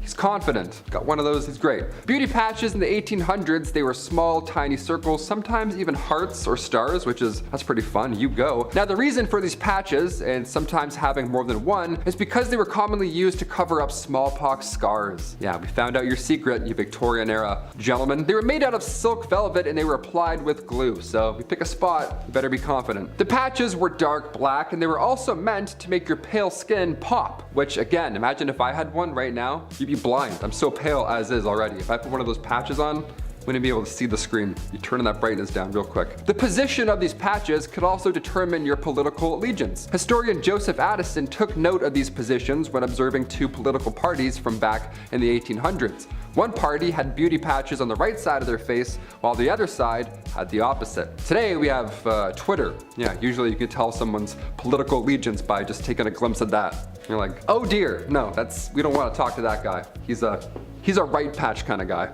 Number 10, Queen Victoria. It's all bloody herself, Her Royal Majesty and Queen of the British Empire. Queen Victoria. She's responsible for a lot of things, including a nice long holiday in the summer where dads get to be irresponsible with fireworks. Nice. All fun jokes aside, she was the queen of the monarch and she wasn't the worst queen ever, but during her reign, the British Empire had never really been stronger, as it took part in absorbing many smaller nations into the empire. And they didn't ask nicely, if you catch my drift.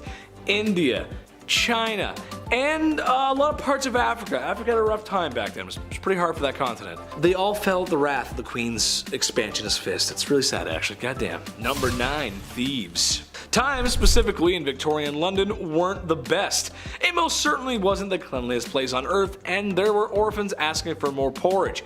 I don't know. I didn't read the book, guys. Sorry.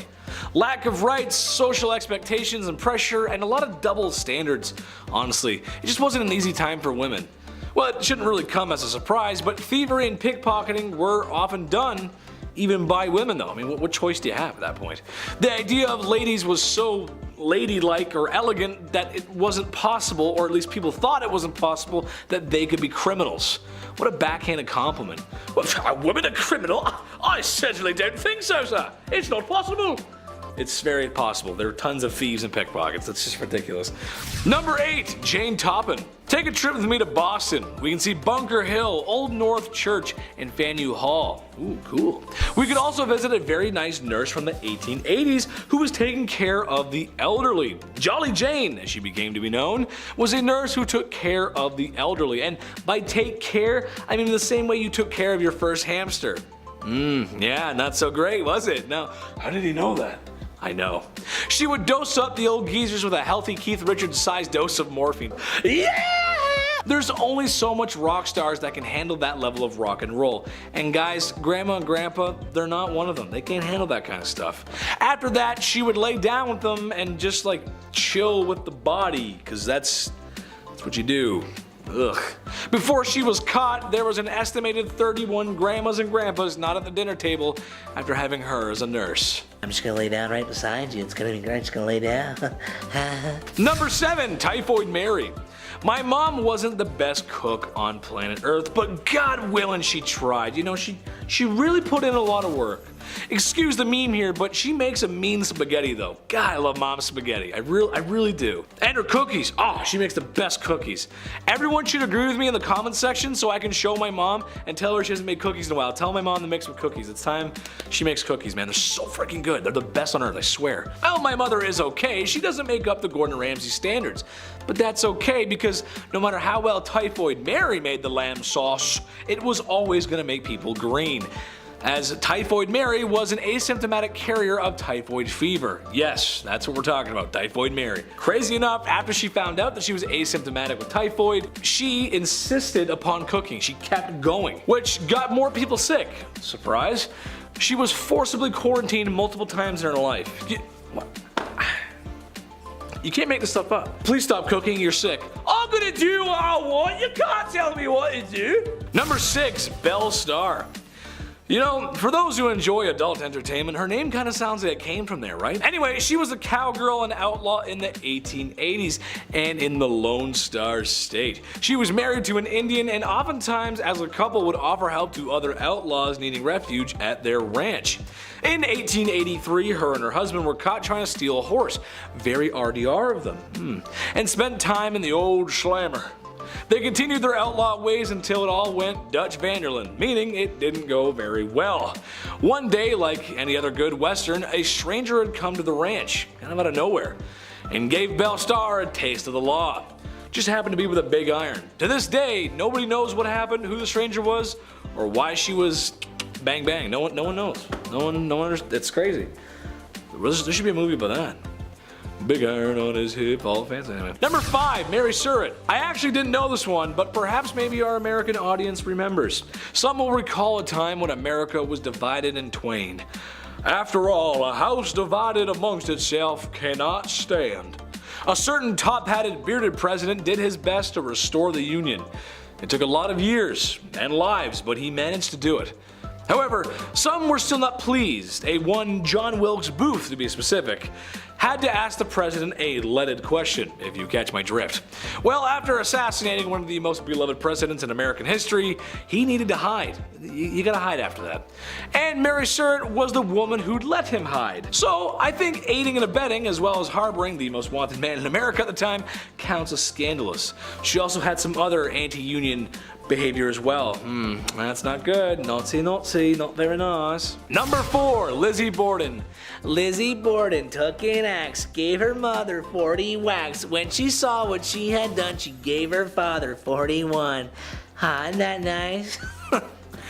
Oh boy. Yes, that's right, the late 1800s teenage daughter who maybe perhaps pulled an O.J. Simpson. Nah, we're not sure, I don't know. Maybe she did not sort of brutally unalive her families. No one else was found at the scene, and then she was acquitted. That sounds just like OJ.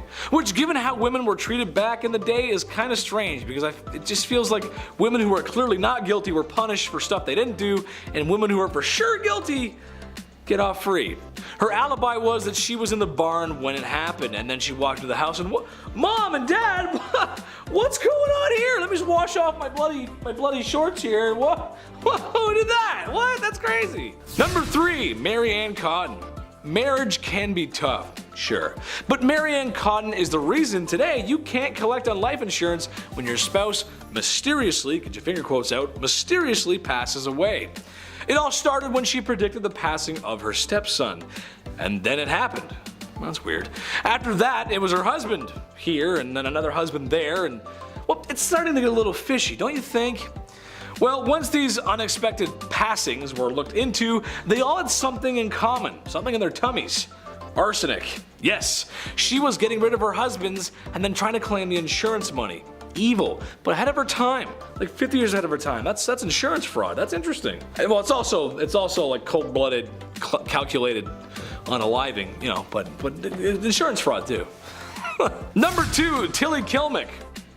Okay, how about a literal psychic who knew when all of her late husbands were going to pass? In the late Victorian era, Tilly Kilmick was first found predicting the passing of scruffy wild dogs in the ghettos of Chicago.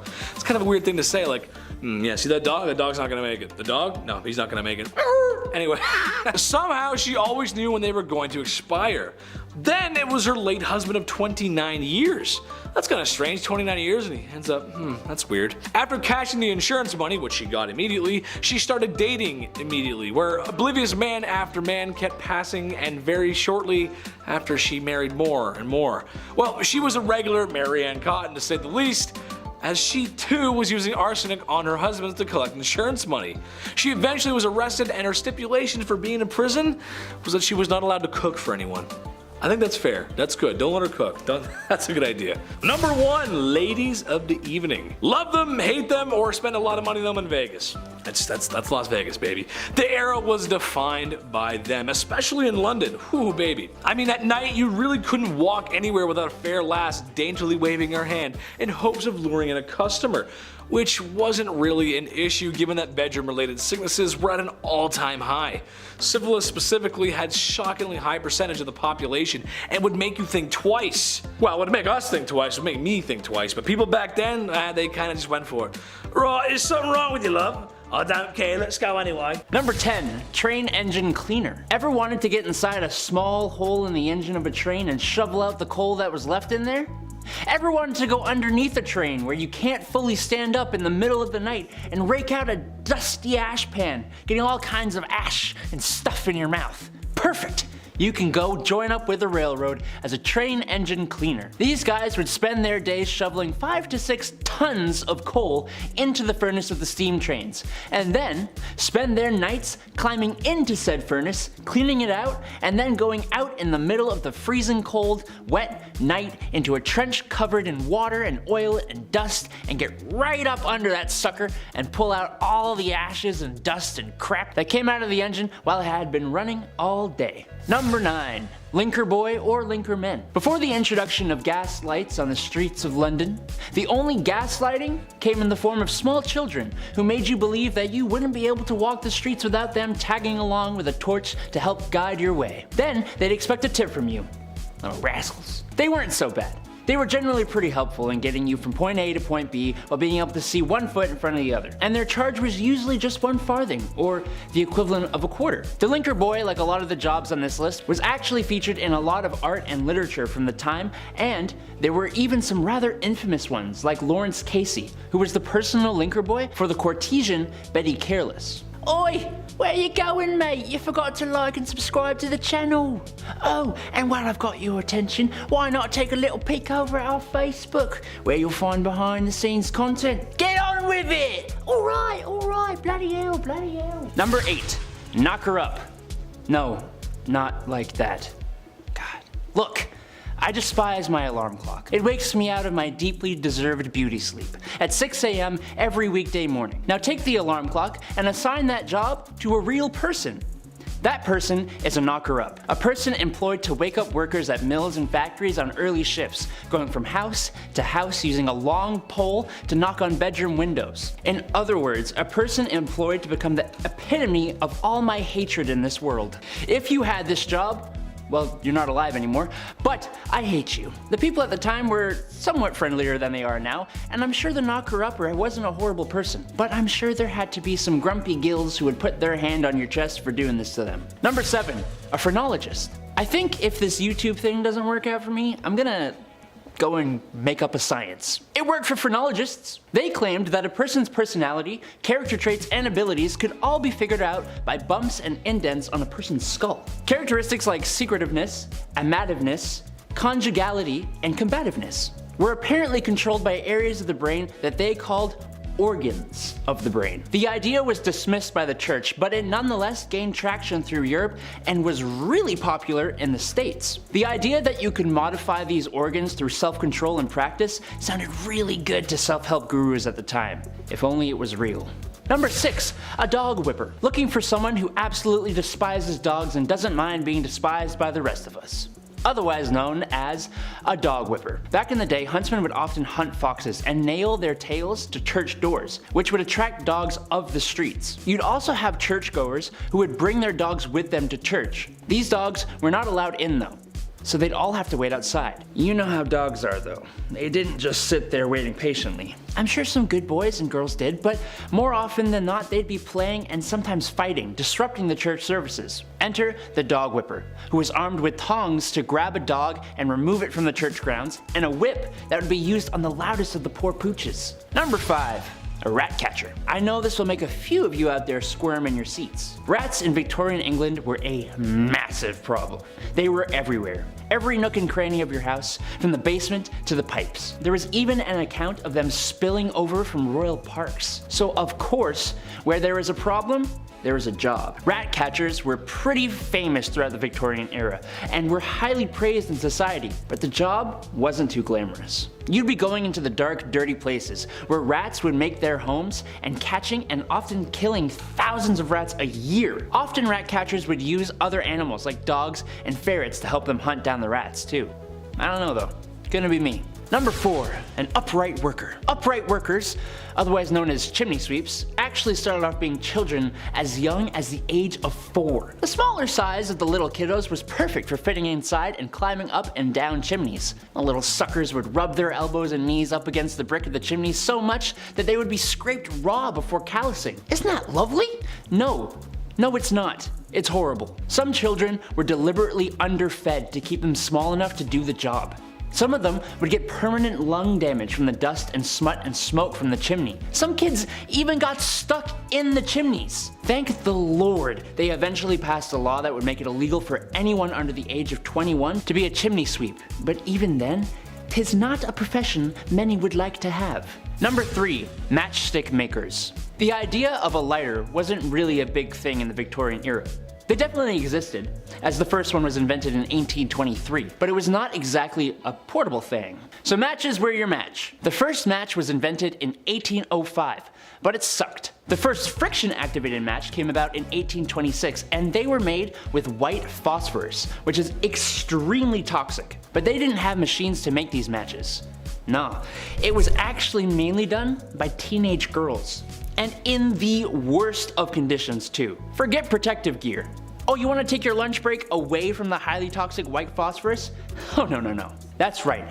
These girls would have to eat their lunch at their workstations, meaning they would end up ingesting the white phosphorus. Yes, my favorite seasoning. Number 2.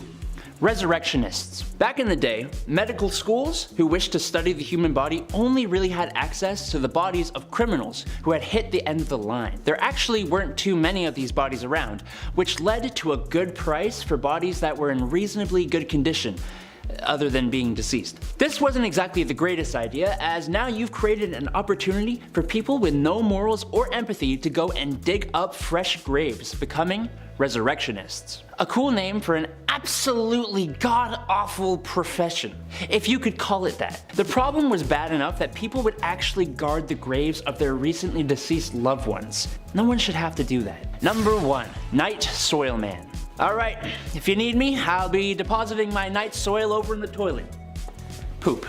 Night soil is poop. And the night soilman? Well, you see, Before we had real sewer systems, the night soil you deposited at home would go into a lovely hole in the ground. As you can imagine, these would tend to fill up over time, and that's when you have your night soilman come in. Yes, his job was to clear out the poop deposits from houses and cart it away in the middle of the night so nobody in polite society would have to see it. But they were always in business, so that makes the job a little less crappy.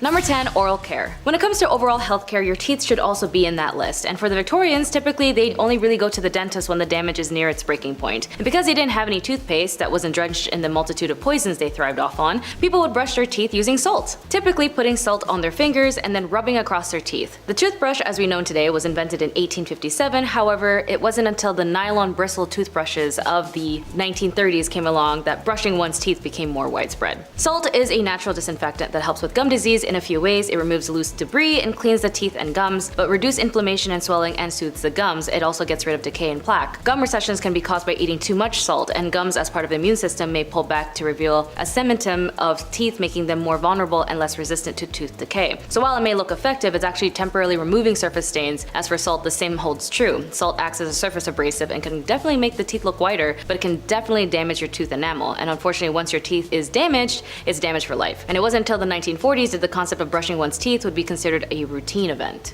Number 9, bad bathrooms. The bathroom as we know it is a Victorian invention, but at first it could be a dangerous place. Besides horrible cases of scalding in the bathtub, there was even reports that there were incidents of lavatories spontaneously exploding. The reason this might be was due to the fact that flammable gases such as methane and hydrogen sulfide emanating from human waste built up in the sewers, and then early toilets would leak back into the homes where they would theoretically be ignited by a naked flame of a candle. Wild stuff, but that did happen. And since showers were not invented yet, everyone did bathe to keep clean. Most people bathe in rather small quantities of water in their bedrooms with a basin and pitcher of cold water. Poorer families would have to boil water on the stove and then add it to the cold water to a wooden or metal tub, usually in the kitchen area where it was time for a deep scrub down. Hands, face, and armpits and crotch were essentially regions that was not necessarily to be submerged in order to maintain cleanliness. Nicer homes not only had proper porcelain bathtubs, both hot and cold taps nearby, even some had the luxury of a luxurious foot bath, but these extravagant things were more for your feet. Number 8, flammable Parkinson. Although it's a great invention as it helped many advance many parts of our modern civilizations of immense proportions, it still aggressively fills out our landfills and destroys thousands of ecosystems. But still, it's a very useful material, but of course not everything about it at first was beneficial to its beholder. A British inventor named Alexander Parkes, who invented the moldible material and was considered the first celluloid of a bulk material for forming objects as we call today, plastic. He christened it as Parkinson, but it quickly became known as its American name of celluloid. The development of celluloid was particularly spurred by the desire to reduce reliance on ivory with its shortage caused by overhunting, and the inventor Alexander was never able to see his invention reach to full fruition after his firm went bankrupt due to scale up costs. Such early plastics were highly desirable because they allowed everything from brooches to hair combs to billiard balls, previously only available in expensive ivory, to be made cheaply. It was even used to make collars and cuffs that could be easily cleaned. Unfortunately, Parkinson is also very flammable as it degrades and can self-ignite and is explosive on impact. Weird. Number 7, boracic acid in milk. No one should cry over spilt milk unless it's been treated by boracic acid, and in that case you should be 100% allowed to cry and your experiences are valid. In the 1800s, boracic acid was believed to purify milk, removing the sour taste and smell from milk that had gone off. In a casual remark in her widely popular 1861 book, Mrs. Beeton's Book of Household Management mentioned one should use boracic acid in their milk. She told consumers that this was quite harmless in an addition, but she was wrong. Boracic acid purifying milk was responsible for getting a lot of people sick. Small amounts of boracic acid could cause nausea, vomiting, abdominal pain, and diarrhea, but worse, it was what boracic acid concealed that was particularly dangerous, and before pasteurization, milk was often contained a huge amount of bovine TB, or, beef TB, tuberculosis, which would flourish in the bacteria-friendly environment created by the substance. Bovine TB damages the internal organs and the bones of the spine, leading to a severe spinal deformities. It is estimated that up to 500,000 young people had died from bovine TB from the milk in the Victorian period, which is why you should check your sources and not get everything from one source, like your mom telling you this random article that she found on Facebook. Number 6, carbolic acid poisoning. Victorians linked cleanliness to godliness and respectability. The idea that it was next to godliness was very deeply ingrained. The new science of microbes, only even testified the Victorian preoccupation with tackling germs which they now knew could lurk out of sight. Chemical cleaning products to eradicate dirt and diseases were heavily advertised and highly effective, but their active toxic ingredients like carbolic acid were contained in bottles and packages that were indistinguishable from other household products. Boxes of caustic soda and baking powder could be easily mistaken. In September 1888, it was reported in an article that 13 people had been poisoned by carbolic acid in one incident, and 5 died. And only in 1902 did the Pharmacy Act made it illegal for bottles of dangerous chemicals to be similar in the shape of ordinary liquids. So it took a couple of years, but still, at least now we wouldn't have issues identifying bottles from the other. But as cleaning products go, arsenic and strychnine were commonly used in Victorian cleaning products, which, if some don't know, the immediate symptoms of acute arsenic poisoning includes vomiting, abdominal pain, and diarrhea. Those are followed by numbness, tingling of the extremities, and muscle cramping and death. But the Victorian era was also about fitting into their corsets, and a few illnesses wasn't necessarily seen as a bad thing. But either way, the era in itself wasn't unfamiliar with tragedies, as death lurked at every corner from either poisonings or TB. Number 5, washing the hair. I have really long hair, and it does take a minute to maintain it, but thanks to modern technology and our hair product serums, I don't have to worry that much about my hair. But in the Victorian era, women's hair were considered the crowning glory, and the longer, the healthier it is, the better. It would only be let down when she was alone with her husband, and so stayed in pins for the rest of the time. To keep it healthy, women didn't have to wash their hair nearly as often as we do today, taking this particular habit only a weekly or monthly schedule. According to research on the hair care part of the period that this was in, hygiene and beauty towards the end of the Victorian era suggested that people with oily hair should only wash their hair every 2 weeks or so, and those with normal hair should wash it once a month. And since sources recommended washing the hair and scalp 1 or 2 times a week, the reason being is because soap would quickly dry off the scalp, leaving it very itchy and dry. And of course, this was an era where they didn't know much about chemicals and its horrible effects on the human body, and sometimes even used pure ammonia to clean the hair, which, as you know, ammonia is a product used for cleaning hard surfaces like your stove or your sink. So cleaning your scalp would be very bad. Still, I'm wondering, how did they use ammonia if their hair didn't fall out? Probably either way, shampoo is still something that we use now, as it was invented in 1927 as a liquid soap. Number 4, bread alternated with alum. When basic staples like bread started to be produced cheaply and in large quantities for the new city dwellers, Victorian manufacturers seized the opportunity to maximize profit by switching ingredients for cheaper substitutes that would add weight and bulk. Bread was adulterated with plaster of Paris, bean flour, chalk, and alum. Alum is an aluminum-based compound today used in detergent, but then it was used as bread back in the day because it was whiter and heavier. Not only did such adulteration lead to such problems as malnutrition, but alum produced bowel problems and constipation or chronic diarrhea, which was also often fatal for people. Number 3, beauty. Those unlucky to be born with freckles were advised to rinse their faces with lemon juice, or in more stubborn cases, rub the crap out of their skin with carbolic acid, or sit in the sun until the freckles burnt off. And if premature wrinkles resulted from these harsh so-called cures, young women might be having the habits of their older relatives and drape their faces with thin slices of raw beef before bed. Sleeping with any animal fat on the skin, like fat, veal, lard, all that stuff, was thought to restore youthful suppleness and beauty. Looking fit and healthy is a very common shared narrative that has been defined and redefined multiple times throughout history, and when it came to the Victorian era, weight loss drugs was often permitted, and if anything encouraged for both genders, but mainly ladies, to maintain their figures in and out of corsets. Overweight women were instructed to drink their water with lemon, and if that didn't do the trick during the weight loss drugs, they would also use ingredients like arsenic and cocaine, believe it or not, tapeworm larvae. Skinny women didn't have an easy time either, as they were also told to lie still as often as possible in dim light to avoid all anxiety, endeavoring to feel indifferent to every sensation, as one book had recommended.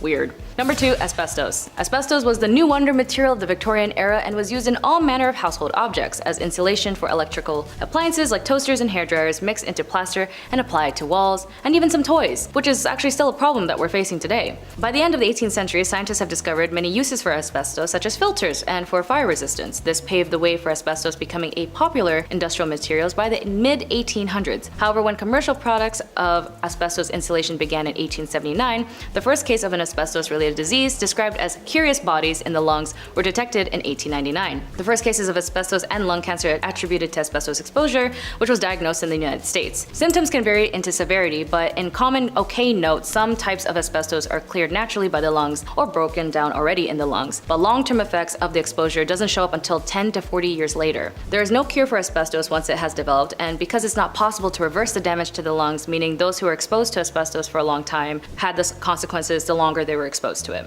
Number 1, arsenic. We all have our own favorite colors. Mine depends on my mood, but it's usually red or black. For the Victorians, it was notably obsessed with the color green, even to the point that shades of green was driving them nuts. For some reason, they placed in a nice shade of green wallpaper, and everyone at home was just getting sick, from the young to the old. When a doctor in the 1860s noticed a spike of hospital visits, all the patients seemed to share the same idea of green wallpaper wrapped around their walls. The culprit was found in the dye used in the production of the paper, a vibrant green pigment containing a highly toxic metalloid, arsenic. The killer, as it so often turns out, was inside the house, plastered on every wall and beautifully decorated sheets. Wallpaper was killing people, while arsenic was known most as a rat poison in homes. The substance found its way in every other aspect of the daily life of the Victorian person. It could be found in household items such as food coloring, dresses and baby strollers, to makeup. When mixed with paint, arsenic created an alluring pearlescent effect, most typically a brilliant shade of green, and so it became fashionable to wear laurels and flowers painted with the dye. Like poisonous lead before it, radioactive radium after, dousing yourself in arsenic was a deadly fashion trend of the day. Chemists and governments were very well aware of the dangers of the element, but demanded that such miners pulled it out of the earth in volume nonetheless. In summary, it was a renowned designer and social activist named William Morris noted the poisonous substance and the new health regulations associated with it and decided to change it to non-toxic wallpaper. Number 10, knocker upper. Alright, sounds a little different than its actual purpose. Hear me out. Alarm clocks, they're not great, right? They suck, no doubt about it. Now take the alarm clock and assign that job to a real life person. What does that look like? What does that sound like, rather? At 6 a.m. That person is called a knocker upper. A person employed solely to wake up workers at mills and factories on those early morning shifts. Now, going from house to house using a long pole to knock on bedroom windows, that sounds like the best job ever, right? I can't close the list with this one. This is number 10, for sure. It's kind of fun. If you had this job, well, you're probably not alive anymore. I don't know, unless you live in a weird town. The people at the time were a lot friendlier back then than they are now, so, I'm sure the knocker-upper came around today. Be a little different. They'd probably be on World Star the next day. Knocker-uppers back in the day, thank you so much for waking me up. I would have lost $14, thank you. It was a big deal. It was definitely a big deal. Number 9. The linkerman. Before the introduction of gas lights on the streets of London, if you were traveling alone at night, well, you'd probably get lost. Because, yeah, even London now I'd get lost, you know what I mean? So that's where a linkerman would ideally come into play. They'd come in to save your night. What they would do is they would carry with them a torch to help guide your way home. They'd be like, hey, follow me, I know these streets, and then you do it, I guess. It's a little scary. At the end of this impromptu tour, they'd of course expect a little tip from you. Of course, thank you for lighting my path and getting me home. Cheers. Here's 1 nickel. It's actually a lot back then. Here's 1 penny. There we go. They weren't so bad. They were generally pretty helpful in getting you from point A to B, whilst also being able to see 1 foot in front of the other. That doesn't hurt, especially in Victorian London. You get to step on a dirty rat. That'll be gross. It's like a friend walking you home, only you don't know them, and it's the Victorian era, so probably pretty unsafe. 50-50 if you're gonna make it. And their charge was usually 1 farthing or the equivalent of a quarter. The linkerman, like a lot of the jobs on this list, was actually featured in a lot of art and literature from that era. And there were even a couple famous linkermen, famous linkermans, like Lawrence Casey, for example, who was the personal linker boy for the courtesan Betty Careless. Imagine that, your arm must be so strong with that lamp all day. Ooh, it's just like, oh, I can't put it down. Number 8, ghost photography. 1800s ghost photography. Apparently it was a theme or a vibe, I don't know, but there were people that would take the photos of these ghosts. So at one point you would be hired as a professional ghost photographer. On paper, here's your tax returns, that's what I did. The camera, of course, was a hot new invention back then, so tales of ghost and spirit were easily believed, especially when you have a photo of a see-through woman. That probably helps sell your tale for sure. Like, here she is. It's like, that's mom. That's definitely not, you just did that in the back room. I don't believe you. A big name in the ghost game was that of William Thomas Stead. He was born in 1849, so now he's for sure a ghost. Stead was the son of a Congregationalist minister, and at the age of 22, he was appointed as editor of the Northern Echo, which was a regional newspaper in Darlington. Yeah, this British medium, Richard Borsonnel, featured a photo of W.T. Stead and a spirit. Imagine that. Imagine a day where somebody was awarded the Nobel Peace Prize and they also posed for photo ops with ghosts. Like, can we pick a lane? Science or not? What are we doing here? Number 7, grave designs. Graves, but make them cool, Customize your own pit in the ground. That's fun, that's grim. In the late 1700s, cholera, bacterial infections, pretty much anything floating around your mouth and eyes, it was spreading and it was bad. Not a good thing to ingest. Not an ideal time in history. Many were biting the bullet at this time, of course, being gravely ill. But with this came a dark, new, fun trend. Yeah, here we go. The safety coffin. Yeah, let's make your own coffin, DIY. These coffins, God forbid, you were buried alive, while these safety coffins would allow the dead to rise again. Yeah, some Tony Stark guy in the back's like, if you push this, the body will pop back out and come to life. It's like, really? A lot of these coffins were built with extra comfort on the inside and of course a wire, the safety backup wire. This wire ran through the coffin, through the ground, and attached to a bell on the outside on the ground. So if somebody was walking by and they heard a bell ringing beside a gravestone, first of all, that's haunting, well, they know something's up and they can get them out. But folks would get creative with their safety coffins. They would ask the inventor to make them crazy things, like a man named Robert Robinson from Manchester. He had some odd requests. He passed away in 1791, but he instructed his family and watchmen to open this special door on his coffin after he passed. This special door would reveal a layer of glass. Yeah, so if anybody saw any condensation, well, you know he's still alive and get him out. Only he wasn't alive. And now we just have the world's scariest exhibit, just a real life dead man. Let's close that back up forever. I don't want a glass coffin, that's disgusting. Number 6, rat catcher. I mean, obviously you know what's gonna happen with the name the rat catcher. It's gonna make a lot of you out there squirm in your seats, and I apologize in advance. Hit that thumbs up, you know, let's even out the energy. Rats in Victorian England, they were a massive problem. They were everywhere. Every nook and cranny of your home probably had a dirty, fat rat just sitting there with its weird teeth looking at you. From the basement to the pipes, everywhere. It was literally a big problem. There's even an account of them spilling over from royal parks. So imagine that. So of course there's a problem. So of course where there's a problem, there's now a job, right? Someone's got to do something about it. Rat catchers were pretty famous throughout the Victorian era. I mean, of course, brave souls, and they were highly praised in society, but the job obviously wasn't too glamorous. You'd be going into dark, dirty places where rats would make their homes, and we'd catch them, and you'd often have to kill thousands of rats every single year, and then deal with that. I don't even know how you deal with those bodies. I was gonna say bones, ew. More often than not, rat catchers would use other animals like dogs and ferrets to help them hunt down the rats. So you have your own little animal posse hunting down other animals. You would feel pretty good. You'd feel like the king of animals almost. Probably not, eh? It's probably a disgusting job. You probably hate it every day. Number 5, matchstick makers. The idea of a lighter wasn't really a big thing back in the Victorian era, obviously. I mean, they definitely existed. The first lighter was invented in 1823, but it wasn't like the ones we have now. Not like those Bics that still don't work. It wasn't a portable thing. The first match was invented in 1805, but it kind of sucked. And the first friction-activated match came around much later in 1826. This one here changed the game for good. They were made with white phosphorus, which is of course extremely toxic. But they didn't have machines to make these matches. No, it was of course done by people, young women. It was only women that had to do this, and in the worst of conditions, of course. And before you ask, no, they didn't understand protective gear. Well, they did a bit, but even so, women didn't get that kind of luxury, right? They didn't get that treatment. These girls would have to eat their lunch at their workstations, meaning they would probably end up ingesting said white phosphorus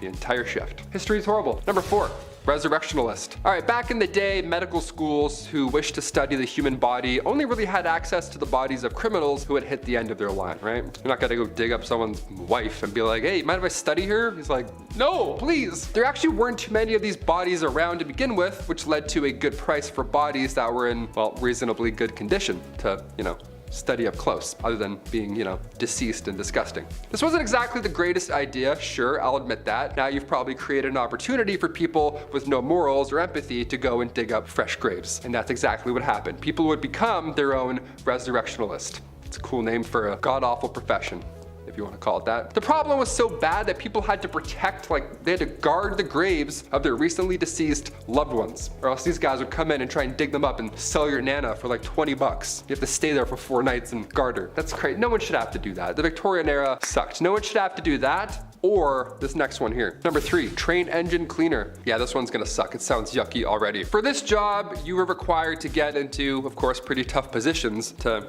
well, clean the engine of a train. Train engine cleaners would have to get inside a small hole in the engine of a train and shovel out all that coal that was left over. Yeah, as if shoveling the coal in wasn't bad enough, now some guy's gotta crawl under and shovel it all out. Nope. They go underneath the train with a dusty ash pan and they work away all day long and nights. These guys would spend their days shoveling 5 to 6 tons of coal into the furnace of the steam trains and then spend their nights climbing into the same furnace to clean it out. Every time I watch the Polar Express, it's always so magical, you know, it's always a great time. But even on the Polar Express, there's a guy shoveling coal all night long on Christmas Eve. You know what I mean? That's how bad this job is. Magic can't even save it. Couldn't even picture a worse job to have with this goofy back. Imagine that. Imagine me doing this all day. No way. Wouldn't make it 1 week. Number 2, funeral mute. Ah yes, death. Happened quite a lot back then. I thought being a pallbearer had a lot of pressure, you know, don't drop them, all that kind of stuff. Victorian London saw many funeral mutes. Now Oliver Twist, one of the lousy jobs in that tale, was that of a funeral mute. Oliver Twist is like, this one sucks. Well, it really sucks. Mutes were required to dress, of course, in all black with a sash while carrying a long cloth covered stick, and your job would be to, well, to stand and mourn and not say a thing the entire time. You'd have to stand at the door of the recently deceased home and just welcome death. Just embrace it. You have to be death. The mascot for death is now you. Horrible. In Victorian London too, you're gonna breathe in a fresh rotting body. Nice, that's good. I have about 4 days left, thank you. And after that point, you would lead the coffin all the way to the graveyard. Nice and slow, like you were leading a marching band. Only it's not music, it's death behind you. And finally, number 1, a chimney sweep.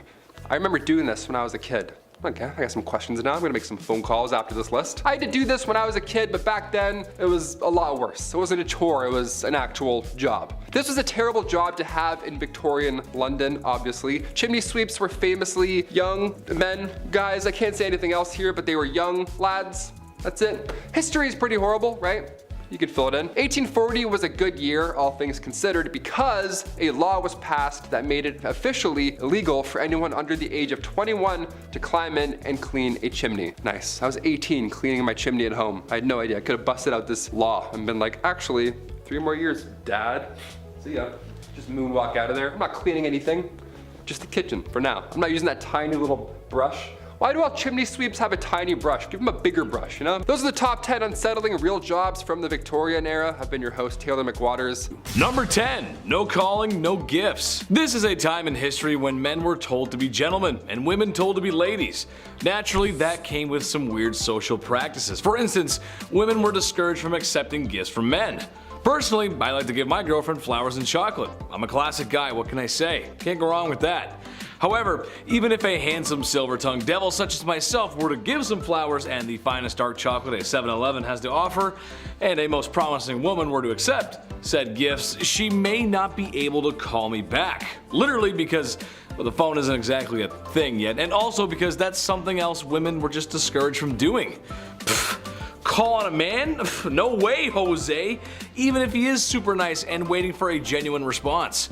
One etiquette guidebook from 1882 called any woman who calls on a man ill-bred and positively improper to do so. I like when people give me flowers and chocolate.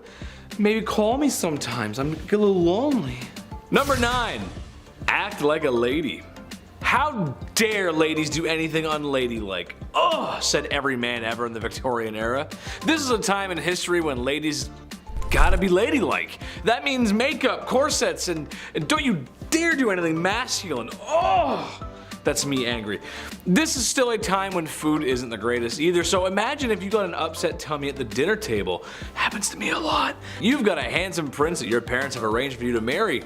When you go to greet him, you do it with a simple gesture, as kneeling to curtsy could turn your linens a certain shade of embarrassment that 1800 stain cleaning technology could never wash away. You'd poop yourself. Where's Billy Mays when you need him, right? How dare women do such things as go number 2, or even worse, break wind? Oh, the nerve. That's just the way it went, folks. I don't make the rules. Number 8, charged with love. Naturally, this was the past, and not being open to homosexuality was just the way it was. Especially when tucking yourself into bed at night alone wasn't allowed either. Homosexuality just wasn't gonna happen. They just weren't gonna be approved of it. It's just how it goes. It sucks. However, it's almost as if there's been love on this earth since day one, and to stop that kind of love, it's just silly, man. Wherever I go, everyone is welcome on this channel, or my Twitch. Chetty loves everyone, because in reality, this is a time period where you could wind up in jail for that kind of love. And as Austin Powers would say, that's just not very groovy, baby, yeah. Strangely enough, homosexual relationships between women might have been completely overlooked, as they were sometimes mistaken for women being friends. Yeah, I know. Some women even lived together, but given that they probably needed each other for financial support, people just kind of thought that's how it went, and they ignored it. It's like they live together, and you start putting the pieces together, and it's like, you know, I don't know, something weird going on there. But love everybody, come on, be nice. Number 7, a good thing. If I'm talking about medieval times, there's a good chance I'm gonna bring up the super not cool, not fun, do not condone or support the behavior of marrying a woman at the age of 12. Yucky. In part 1, I mentioned that there was a ton of corners and streets being worked by the only other job besides street cleaners at 3 a.m. by women. However, after venereal disease was becoming a serious issue, it was getting pretty bad. It was becoming clear that a lot of people who were getting sick were young women, like 11 to 16 age group. Ooh. Which I shouldn't have to tell you is bad. That's pretty bad, dude. When I was 16, I was rocking Black Ops 2, hanging out with my buddies, and partying hard in the summer. I got a lot of good stories, maybe I'll share them one day. Catching all that nasty stuff is no way to spend your youth, so thank God the government changed the age of consent to 16 years old, which I know is not a solution for everything that was going on, but it was a small step forward in the right direction. That's what we like, good history moving forward. We like that, Chetty likes. Number 6, the seamstress. Being that the Industrial Revolution had started and business was booming, people needed to travel for business, or more specifically, men needed to travel for business, which means they gotta be away from their wives, and that means they are away from the very thing we're talking about today, bedroom stuff. How did men solve this issue? Well, there was no shortage of ladies roaming street corners to aid in that matter. However, there's an option with a little less syphilis. There were aids or early blow-up dolls called travel ladies. Strangely enough, it was stored in a gentleman's hat. What? That's so wrong. Once it was ready to be used, it was inflated and reassembled. This is a quote from an ad from one of the products. It is inflated to the essential part of the woman wanted by a man. That just doesn't sound very good. This is why we have boards of people to check stuff from products before it gets shipped out to the public. I feel like that just wouldn't fly very well today. Number 5. Big polluter. This just doesn't make any sense. It never did to me, and it still doesn't. But in case you didn't know, self-pleasure was a big no-no, commonly called self-pollution, which honestly is very funny to me. That's just hilarious. Don't self-pollute yourself, Chris. That's bad. Don't do that. That's naughty. It was a sin and thought to be a cause for many ailments. I'm sure you've heard the classic saying that for guys, if you decided to go bump in the night by yourself, there's a good chance you'd need a walking stick because it would make you go blind. Women were also targeted, however, as for any pearl polishing by women was thought to be hysteric and needed to be treated for such. Look, the truth is, any man who wants to wax his carrot or woman tuning a one-dial radio should be able to do so without judgment of society or medical remedies of snake oil doctors. Love yourself, love everybody else, and just as long as the bedroom door's closed, you're good. Just don't do it in public, you're good. Number 4, shake and bake. I'm something of a scientist myself, but that doesn't mean I know everything, and if you actually need to learn something about health and safety, take it from a professional, not a second-rate John Candy. However, when coming across this fact, I just had to share it, because with my medical knowledge, this just doesn't sound right. Alright, so kids, we know how they're made. I don't need to go into detail for that. However, there was this idea back in the Victorian days that if a woman danced shortly after doing what mommy and daddies do, then there was a chance that her pregnancy just wouldn't happen. Or perhaps more commonly after riding a horse. Same idea. Okay. Which is frankly horse. I mean, come on. My mom always told me when she was baking that I had to be quiet and stop running around the house or the cake she was baking wouldn't rise. Well, they always did, and I love chocolate cake. I mean, really, I do. I'm starting to wonder if there's a connection here. I was a rowdy kid. Number 3, the Kensington system. Poor Queen Victoria. I know this is kind of a stretch, but it relates back to the whole mistreating women thing. But basically, it was something implemented in order to control the young royal, make her dependent on her mother, whom she was not allowed to be without. Basically, modern day strict parents. Now, all the kids watching right now, or all the kids who've grown up, how well did that parenting work? Let us know in the comments. I'm willing to bet it created a little bit of a divide between parent and child. Am I right? That's exactly what happened with Queen Victoria. Shouldn't be surprised, really. Being a parent is tough.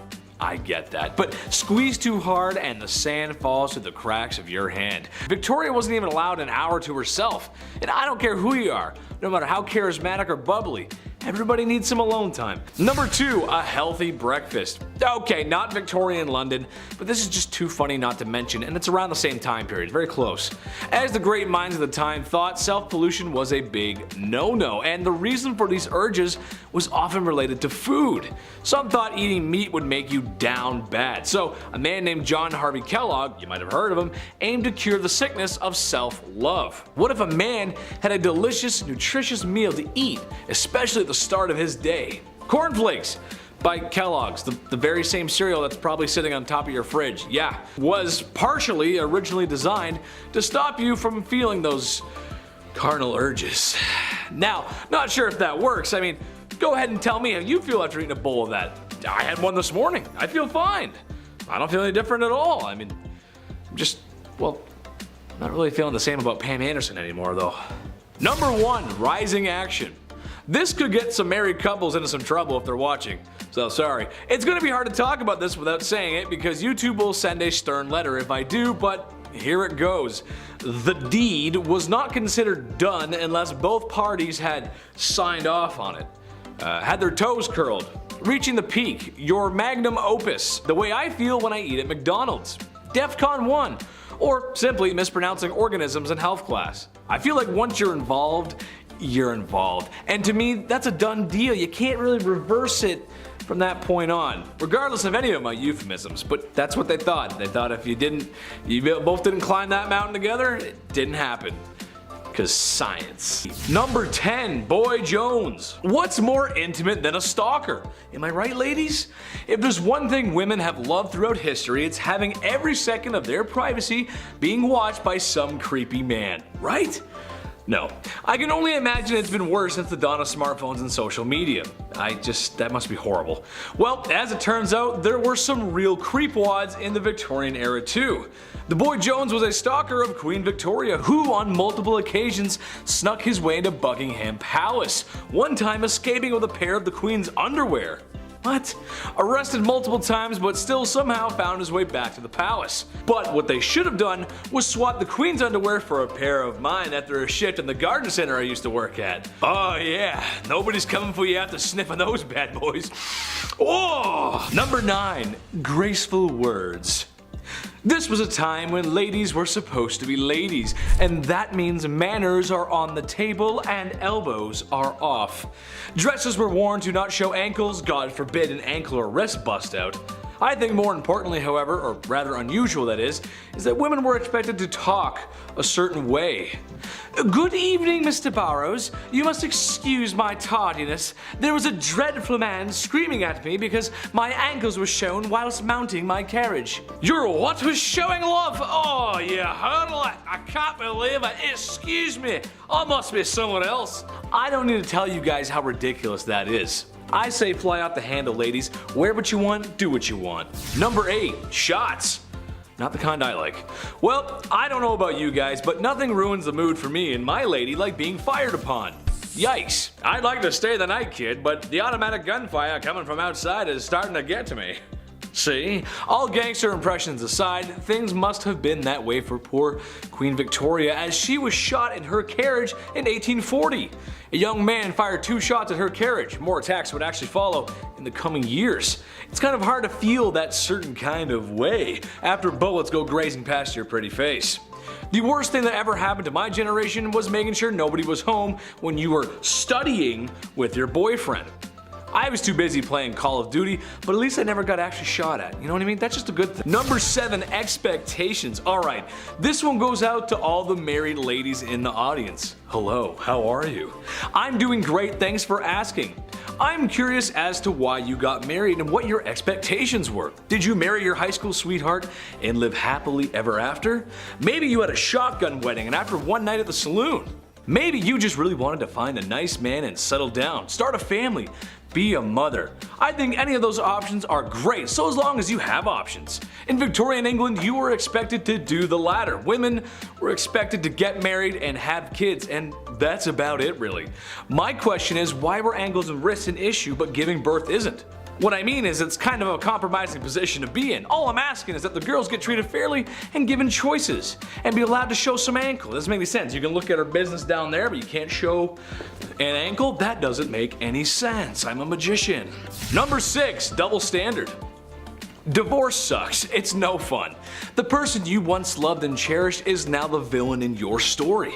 I love McDonald's and I don't ever want them to be the villain in my story. I love you guys. Gotta get those Happy Meals. Divorce is something that isn't new. Honestly, it was probably invented the second after marriage was. In Victorian times, men had the right to divorce their wife if they had committed adultery. Women could not. Well, if you refer to my last part, you know that men were doing more than a little window shopping when it came to women. When men left town for business, they would have hired the services of a woman who patrolled the streets at night. No, I'm not talking about Batwoman either. So men can divorce women if they dare to do what they did on a regular basis. Yeah, that's totally fair. That's good. Equal. Absolutely. Yeah. Number 5, emo girl. All the forever alone people, raise your hand. Let me hear you roar XD. I like to joke around a lot and say I'm a lawyer, a firefighter, and the cutest guy on the whole wide internet. But if there's one thing I know, it's people. I like people. I love them. I spend a lot of time with them, and after hearing this, I've come to the conclusion that this is where the emo girls come from. I figured it all out. It's down to a science. I'm a scientist now. Do you ever get that feeling in your tummy on Valentine's Day because you know it's going to be another one alone? And you'll be forced to be on your own, and that means sad music and crying in your room. Same, it's Drake's Marvin room for me. Well, single women in Victorian times had similar issues. Since women were expected to marry and have kids, single women who were also forever alone were pitied by society, which I argue is just way worse. No one wants to be pitied. Ugh. Number 4, gold diggers. She take my money when I'm in need. As she travel. Okay, anyway, back to the actual content. Well, not exactly. While today in a place like sunny California, you might see an older man with a woman who's half his age. Maybe he's driving a nice car, or she's got on the very best and latest from Louis Vuitton. Stylish, yeah. Most of us think some thoughts about what we might think is going on there. We can kind of be judgmental sometimes when we see things like that. However, looking through a lens of 2022 to Victorian times might make the women of Victorian times appear to be gold diggers, but in reality, it was because all of their financials were tied to their husbands, legally too. Which, if you can imagine, that system didn't work too well. What if your husband is broke? What if your husband is running amok with sultry lasses on the street corners? Like I said before, no divorce, but even if she could leave him easily, supporting herself afterwards was going to be an issue, especially financially. Number 3, birth factory. Just pump them out. The faster the better. Quantity over quality. Just get them out. The use of birth control, as you can tell, was not a common practice. Anyone who's over the age of 25, ask your grandparents how many brothers and sisters they have. I'm willing to bet it's in the 6 to 8 range. Let me know in the comments below, I'm curious. A trend that would continue for a few decades after. Education is important, and I'll get to that in my next part. Women were simply expected to act this way. Maybe it was the sign of the times since the Industrial Revolution was in full swing. Maybe the factories needed workers, I don't know. Which, in case you didn't know, they used children as employees. Maybe not so nice. Unfortunately, that was when there was an issue, and there were many. They had no HR to go to, and that was the least of their worries, really. Number 2, no school for you. No higher education for women. Banned from going to university. I don't think so, not very nice, no. Honestly, any society that doesn't want half of their population to go to school probably has a few things to work out. It's a boys' club, and they can only go to university so that they can learn to be smarter and be businessmen, so they can earn money and thus have the facilities to court a woman who really doesn't have a choice anyway. Women had jobs, not careers. And they were all the jobs that you can think of. The ones that were too feminine for men, as women were too feeble to participate in a men's job, which is just the most ridiculous thing I've ever heard. I'm happy to say that in 2022, we showed them wrong. Chetty loves everyone. Just remember that, I love everybody. You go, girls. Number 1, strict rules. Okay, so after a night in the bed sheets with the gal that you love, or maybe the one that you found, there's a good chance that 9 months later, a smaller version of you two could be walking around. A byproduct of intimacy, if you will. This was always something I wanted to rant about, but I always found it strange how strict parents and teachers from this time were with their kids. You gotta brush your hair, bed made, and whatever you do, don't ask for more gruel. Please, sir, could I have some more? Whatever that Charles Dickens book was, I think it was Oliver Twist. They made us read those books as kids, and I don't know why, because they're kind of boring. From the extreme military code ethics happening at home to the long days in a factory at work, being a kid was tough, man. Earning the punk rock blues of today. I'm just a kid and my life is a nightmare. Number 10, it's just a cold sore. The Victorian era is cool. The art, the fashion, and technology of the time, I think, are always fun to take a look at, especially since steampunk has its roots in the Victorian era, and who doesn't like steampunk? Come on, there's just a lot of cool steampunk stuff, and honestly, we haven't seen a lot of that in a long time. We need more. We need more. Something not so cool from that era, however, was what you could catch from another person should you decide to take up a bed with another person. Syphilis, yep, one heck of a disease. Funny enough, it was so common that it was making intimacy itself an unusual practice. People were scared, and honestly, maybe rightfully so. There's no cure, and if it progresses to its later stages back then, well, you go crazy. And then you'd end up being that guy that's always screaming in the streets. Every city has one. You know what I'm talking about. Number 9, the French letter. The issues of intimacy and its repercussions were becoming quite clear in the Victorian era. Something had to be done, as spending any amount of time in the brothels could have you shucking barnacles off your lower deck in the morning, if you know what I mean. Introducing the revolutionary new invention, prophylactics. For those that are college age, you might find it disturbing that these party favors weren't made of rubber or disposable. Yeah, hear me out. They were made of sheep's guts, and they had to be soaked first so they would become flexible. Because when you put these bad boys on, they had to be fastened on. It's not very good, not very attractive. Once the deed had been signed off on, the device was then washed and then hung up to dry like your dirty laundry. Once it was dry, it was placed in a small box for the next time. Because seeing your wife's ankles might make you feel a certain kind of way, and now you just have it ready to go. And number 8, the products of our sins. Having fun when the lights can be turned off is great. Who doesn't enjoy a little toe curling? Yeah? Except sometimes there's this crazy thing that can happen, where after 9 months, another human spawns in. Insane, right? I know. Well, back in the Victorian era, this phenomenon was happening, but only for married couples. As you have to be married, of course, or else a child would be born out of wedlock, which to people at the time was just the worst. Oh, I never. These stigmas were not favorable for women, as some preferred to avoid that kind of press by abandoning or straight up just unaliving their children. Horrible, just horrible times. Just another one of those good old wholesome times in history where we were treating women with the utmost respect and decency. Very nice. We were actually not very nice. Number 7, diet. Bedroom misconduct was becoming a huge issue. Refer to number 9 and 10. While women did get most of the blame because, well, you know, history, men did get some of the blame. The issue of intimacy for men could be described as barbaric primal sense. So how do we curb this? How do we stop men from acting on these caveman urges, ooga booga? Well, simple really. Men just have to stop eating certain foods, as it was thought at the time that food had a link to the misconduct, or rather, the overabundance of bedroom-related issues, including mustard, pepper, rich gravy, beer, wine, cider, and tobacco. And if you weren't paying attention, that's basically the diet of every man in Victorian times. Not sure how a jar of finely prepped mustard would get you flustered, but okay, sure.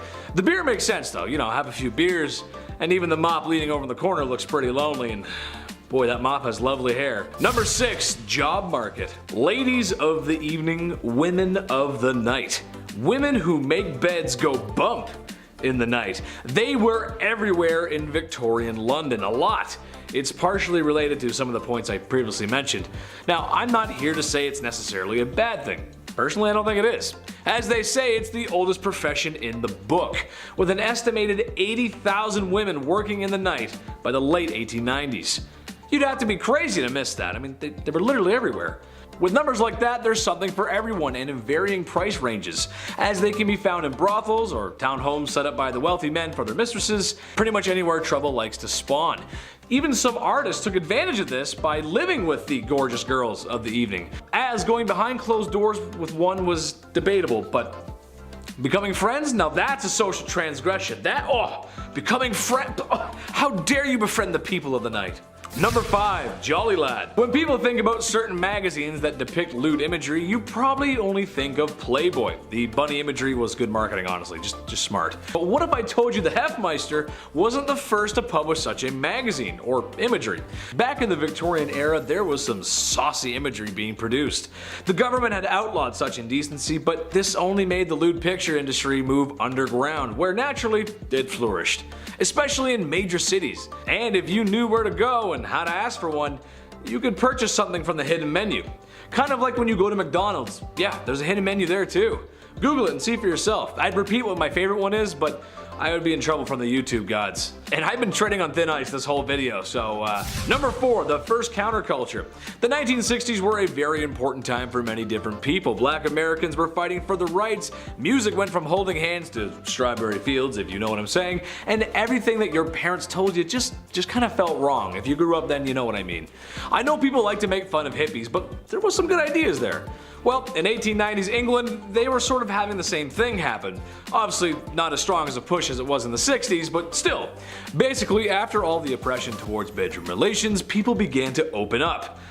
Not literally, just open up thinking wise. That's really gross, don't repeat that. There's only one way we all got here. Unless you're a test tube baby, of course. In that case, thank you for watching CT133576-2. To some historians, this makes sense. When you push and push for things to happen or ban, eventually people will push back, especially if it's something like bedroom time. Everybody likes a little bit of bedroom time. Valentine's Day wasn't too long ago. Remember that? It was good. It was fun. It was good fun. Number 3, Jack the Ripper. While the man's numbers don't compare to any of the other horrible people in history, he's unusual because of his brutality and the fact that he was never caught. Jack the Ripper was maybe the first modern serial unaliver. He haunted the streets of Victorian London and is responsible for claiming multiple women's lives, women of the evening to be exact, and they began to know the name Jack the Ripper. Now, we'll probably just have to show you pictures of Victorian London or maybe some B-roll of a shadowy figure because there ain't no way we can show the crime scenes. There's probably a dozen different theories on who done it.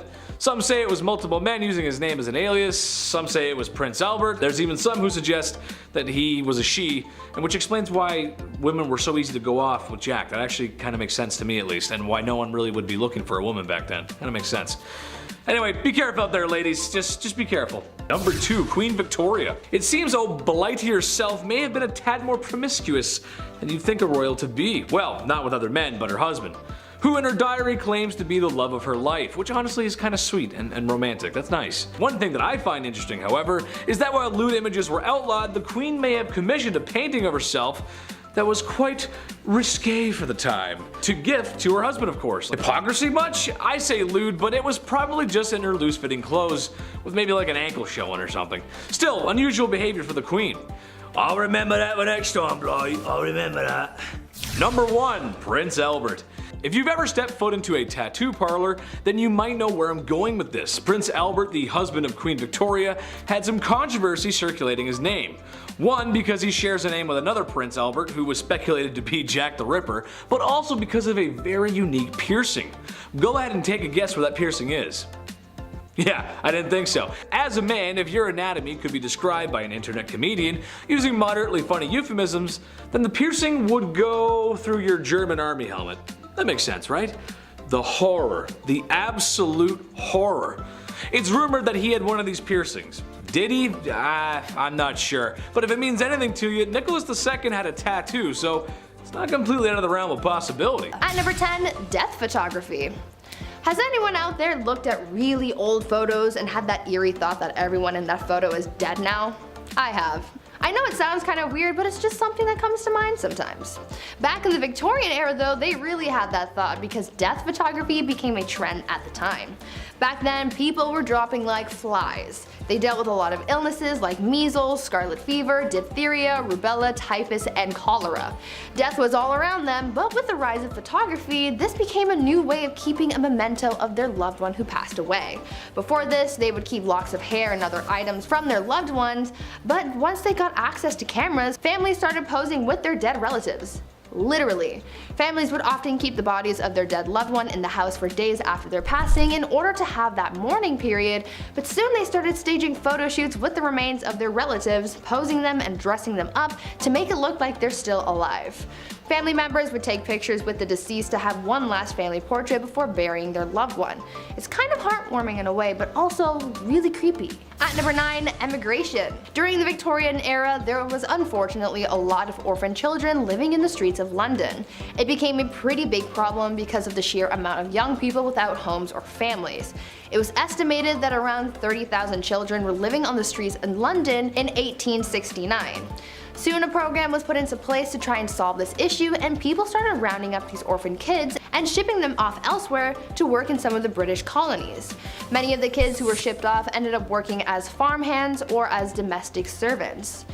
Though many children were shipped off to places like New Zealand and Australia, the majority of them went to Canada. About 80,000 of them actually. They were sent away with hopes that they would be able to live better lives, but unfortunately for many of those kids, they didn't end up having any better luck in compared to when they lived on the streets. This practice ended up becoming pretty controversial, as you can imagine. Before we carry on talking about the strange things that happened in the Victorian era, why not take a moment to leave a like on this video if you're enjoying it so far, and while you're at it, consider subscribing to the channel to see more videos like this one. At number 8, mental health. Back in the Victorian era, the study of the human brain and psyche was still relatively new, so no one really knew what was going on up in people's noggins. Mental asylums started to pop up, and people started getting diagnosed with mental problems even if the diagnosis wasn't accurate. The 3 labels that a patient could fall under were the manic, the melancholic, and those with dementia.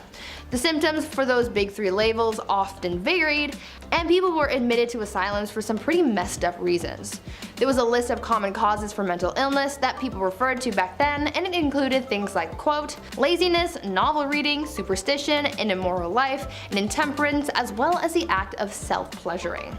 For women, they could also be sent to asylums for some pretty ridiculous reasons, like imaginary female trouble, hysteria, rumor of husband murder, and even fits of desertion of husband. I am so glad things have changed since then. At number 7, grave robber. When you think of jobs back in the Victorian era, you might think of things like chimney sweeps and lawyers. But another relatively popular, though questionable profession was being a grave robber. Yes, people actually made a living off robbing graves. As people studied medicine, they needed cadavers to practice on, but there was a law saying that only the bodies of those who had been executed for a crime could be used as a cadaver, and since the laws changed to include less and less crimes having death penalties, soon people started running out of cadavers to practice on, and this gave way to the boom in the grave robbing industry. People could make a pretty penny for snatching bodies from cemeteries and selling them to medical professionals and students. Fresher bodies went for more money, and the grave robbers not only made money off the sale of the cadaver, but they also charged a fee, so they ended up with a little extra cash in their pockets. Eventually, the grave robbing business became such a big problem that cemeteries started installing watchtowers and guards to prevent people from getting away with the dead. At number 6, beauty. I've talked about this before in some past videos, but the Victorian era was famous for its strange beauty practices, so I just had to include it on this list. You're probably familiar with the makeup from the Victorian era. Women often painted their faces white to look as pale as possible, but even though they believed it made them look beautiful, it also did a lot of harm to their health. The white face paint that women would use was lead based, and as we all by now, lead makes you dead. But this white lead paint isn't the only thing that harmed people's skin. Women would also wash their faces with ammonia to make their skin look paler. At night, women would rub opium on their faces, and if they were really dedicated to their beauty regime, they would also ingest arsenic. They were literally poisoning themselves in the name of beauty. Women would also use mercury on their eyebrows and eyelashes, and would use lemon juice or belladonna in their eyes, which could cause blindness in some people. Once again, I'm glad things have changed. At number 5, no divorce. Nowadays, divorce is quite common. All you have to do is sign a paper and you're done. But back in the Victorian era, before the Matrimonial Causes Act of 1857 allowed divorce, people had to find different ways of getting rid of their spouses. After all, just because there was no divorce doesn't mean that everyone was happy in their marriages. It turns out that in order to solve their problems and get rid of their spouse, people would just sell their wives, either in public or in private sales. Most of the time, a man would take his wife to the town square and just sell her off to a new man. According According to some records, some women had the power to veto a sale, and sometimes it was for cash. Though I think the cheapest that a wife was ever sold for was a pint of beer. This wasn't necessarily bad for the woman, because if she was sold to someone else, things could sometimes work out and she could live a better life with a better spouse. And if she didn't, then she would just get sold again and get to try her luck with a new man. At number 4, food additives. These days, people are becoming more and more concerned with artificial additives in their food. All natural, organic, pesticide, and hormone-free food is becoming more and more popular, but back in the Victorian era, people were putting all kinds of additives in their noms, and a lot of it was really, really bad for you. Like, we're talking deadly. Chalk and alum were often added to bread dough to make it whiter, and sometimes pipe clay, plaster of Paris, or sawdust was added to the mix as well. Red lead was sometimes added to cheese, lead was added to cider, mustard, wine, sugars, and candies. Copper sulfates were used in preserving fruits, jams, and wine. Mercury was used in candies, and even ice cream was made using a water and chalk mixture. All of these unsafe ingredients are actually what prompted the food safety industry, because no matter what's going on, you shouldn't be eating lead, chalk, and mercury. At number 3, corpse medicine. Now earlier I mentioned the whole grave robber industry and how that really took off during the Victorian era, but now let's talk about how they used corpses in their medicine. Back then, some people believed that consuming certain parts of the human body could cure their ailments. I know. Gross, right? One of the more popular medicines back then was a mixture made with human skull and chocolate, and it was believed to cure apoplexy. Back in the Victorian era, medical texts were published describing what parts of the human body could be used to treat specific ailments. One text described mixing the skull of a young woman with treacle to treat epilepsy. Another text says that you could treat paralysis with a candle made of human fat. Apparently, executioners were linked to this type of medicine, as they would, execute someone and then use the remains to become a doctor and treat people's illnesses. Imagine Grey's Anatomy, but with Victorian medicine. Sounds like an interesting thing to watch, but also probably not to experience. At number 2, mummies. Speaking of dead people though, people from the Victorian era were oddly fascinated with mummies. I mean, I can understand the fascination to a certain extent because they're old and cool, but of course, these people just had to be extra weird and take that obsession with mummies to heights that they didn't need to be. People used ground up mummies to make paint. Pieces of mummies were sold in jars, and they were even used in advertising. One candy shop put a mummy on display in the store, claiming that it was the daughter of a pharaoh who saved baby Moses. I mean, that's weird, right? I understand that this was all happening as archaeologists were starting to uncover lost treasures and secrets from Egypt, but I mean, a mummy in a candy shop? Seems a little much. And finally, at number 1, baby farmers. Now for what I believe is probably the most disturbing thing from the Victorian era, baby farmers. Basically, this was an industry of women who would take unwanted babies and either take care of them, give them to new parents, or unfortunately have them disposed of. One famous case of the darker side of baby farmers comes from a woman named Amelia Dyer. She was known to have charged women a lot of money to take their babies off their hands, but unfortunately the children wouldn't survive Amelia's care. It is believed that Amelia was responsible for the passings of hundreds of babies, making her one of the biggest monsters of the Victorian era. Now before we wrap things up for today, I want you guys to leave a comment down below telling me if you would ever want to take a trip back in time to visit the Victorian era, and if so, what's one thing that you wish you could see? Leave me your thoughts down in the comments. Starting our list off at number 10, the first postage stamp. Nice. Who's the first guy who licked a stamp? Why'd he do it, right? We'll start off with stamp facts. Why not? I know there's a couple pen pals out there that still use snail mail. That's cool. This one's for you. May 1st, 1840, the world's first ever postage stamp was sold, of course, for 1 penny. Pretty cheap, nice, we love it. This sale changed history. Now on the stamp was of course a portrait of one Queen Victoria, world's first ever profile photo for a letter. Here we go, they're like, oh, who's this? Who's this little person here? Of course this caught on. Definitely caught on. More than 70 million letters were sent within the next year. And then that tripled only a few years later. And of course it thrived for 40 years. Do you still use letters? If so, write into us. Write some fan mail. Forget the comments. Write into us with a pen. With your autograph too. Where you live. Yeah, no one's doing that anymore. Number 9, Alexander Graham Bell. I have no idea how phones work. I know it's vibrations and signals and I have to do this occasionally to help it out, but scientifically, nothing. I can't wrap my brain around this technology. Still, I'm 28 years old and I have YouTube. Couldn't tell you. If I was sent back in time right now, I wouldn't beat Alexander Graham Bell. I would just watch him and wouldn't change history one bit. Guy's a wizard. On March 7th, 1876, Alexander Graham Bell received a patent on his invention, the telephone, and just 3 days later, he made it work. Somehow.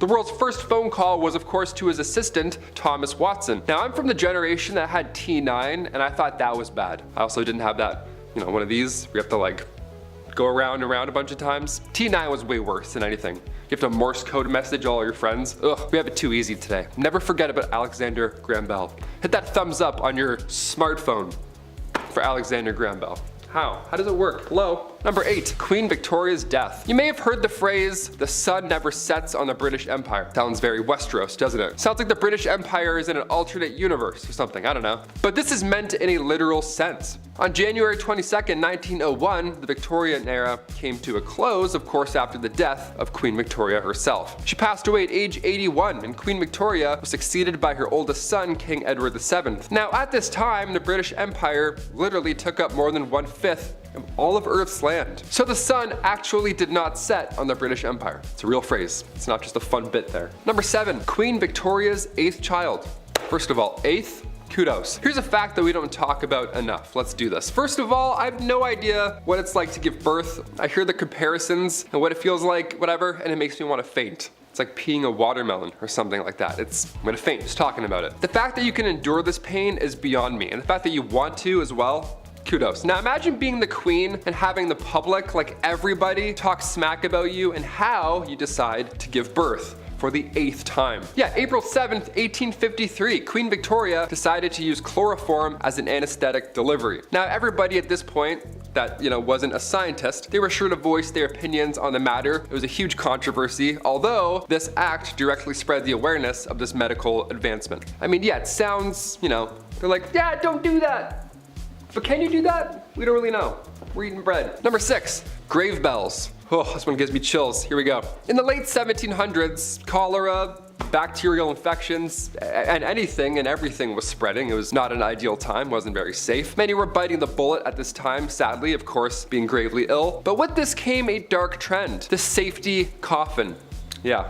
Just a backup coffin. These coffins, Lord forbid you are buried alive, these safety coffins would allow the dead to rise again. Nice, like it's Michael Jackson's Thriller. They would just come up and be like, oh, guess who's back? Back in the Thames, here we go. All these coffins have extra comfort on the inside and a wire. This wire ran through the coffin and then attached to a bell on the outside on the ground floor. So if a passerby heard it, well, they would know something's up. Folks would get creative with their safety coffins. I mean, they'd personalize it. Like for example, a man named Robert Robinson from Manchester. He passed in 1791, but instructed his family and watchmen to open this special door that would reveal a layer of glass. So that's real haunting to find. Hey, come look at Grandpa. Yeah, he looks good, eh? Patent number 81,437. It was actually granted to Franz Vester in 1868, and it was an improved burial case. Just a glass case with someone who may or may not be alive inside. 50-50. It had an air inlet, a ladder, and of course, a bell. The description of the patent says, if too weak to ascend by the ladder, they can ring the bell, giving the desired alarm for help and thus save themselves from premature death by being buried alive. So now I ask you, if you're walking in a graveyard and you heard a bell ringing,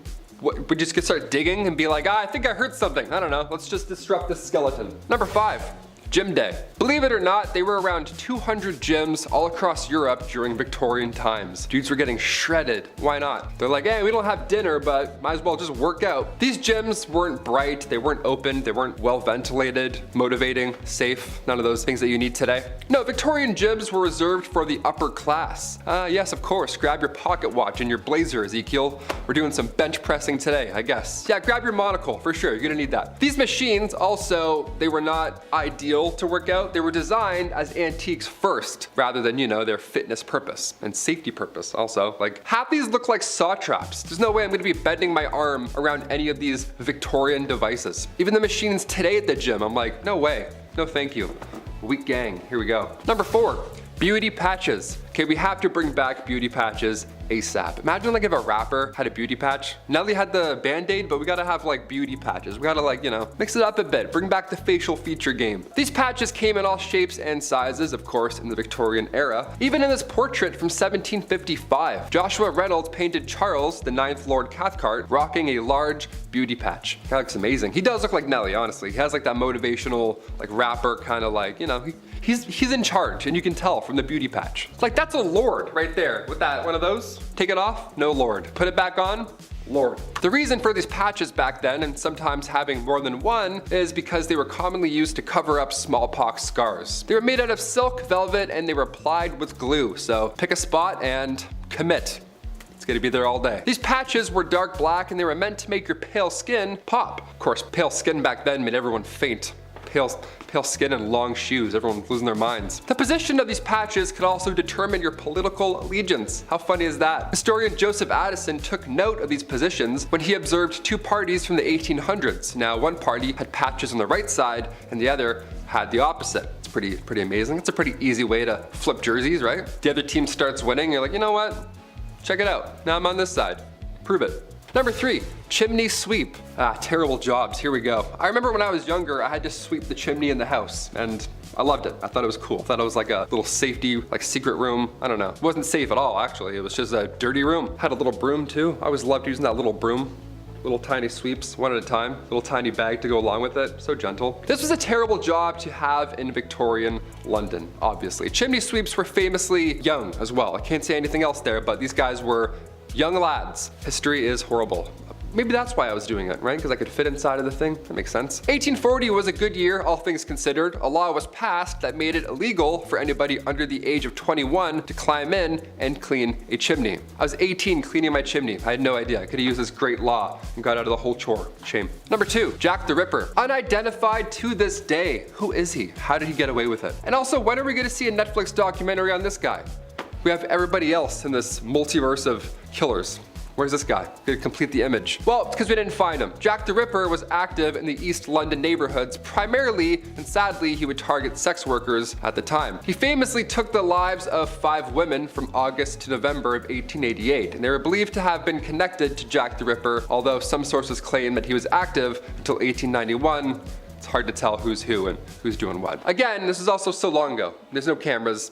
Hard to catch someone. Many believe Jack the Ripper had some anatomical knowledge due to the way that he left his victims as well, which is creepy. While there were some suspects, including a member of the British royal family, believe it or not, Jack the Ripper was never identified, so. Yeah, that sucks, really. We gotta find him. Can't, but we gotta. And finally, number 1, mudlarks. Yeah, we'll get dirty for this last one here. Why not? Victorian London around the 1840s, it was a bit of a mess. Everyone was sick, a lot of sore throats, to say the least. The jobs that were available, they sucked. They certainly didn't help you, survive. The jobs that were available had you catching rats and crawling into sewers. One of the worst jobs to have was that of a mudlark. Now, as the name hints towards, a mudlark involved getting in deep in the mud and muck that would build up alongside the Thames River. Yeah, that dirty river back then. They're like, yeah, just go through the lining of that. See what's in there. Ugh. This one was reserved, again, for the younger folk with, the patellas that still worked, digging in the mud, of course. Can't have an old guy in there. He's not gonna come back out. It was like working in quicksand. It was horrible. It was exhausting. Not to mention the chances of being whisked away by the river at any given moment. Yeah, it sucked. All for the slim chance of finding a pocket watch or some driftwood, rags, something, anything really worth your troubles.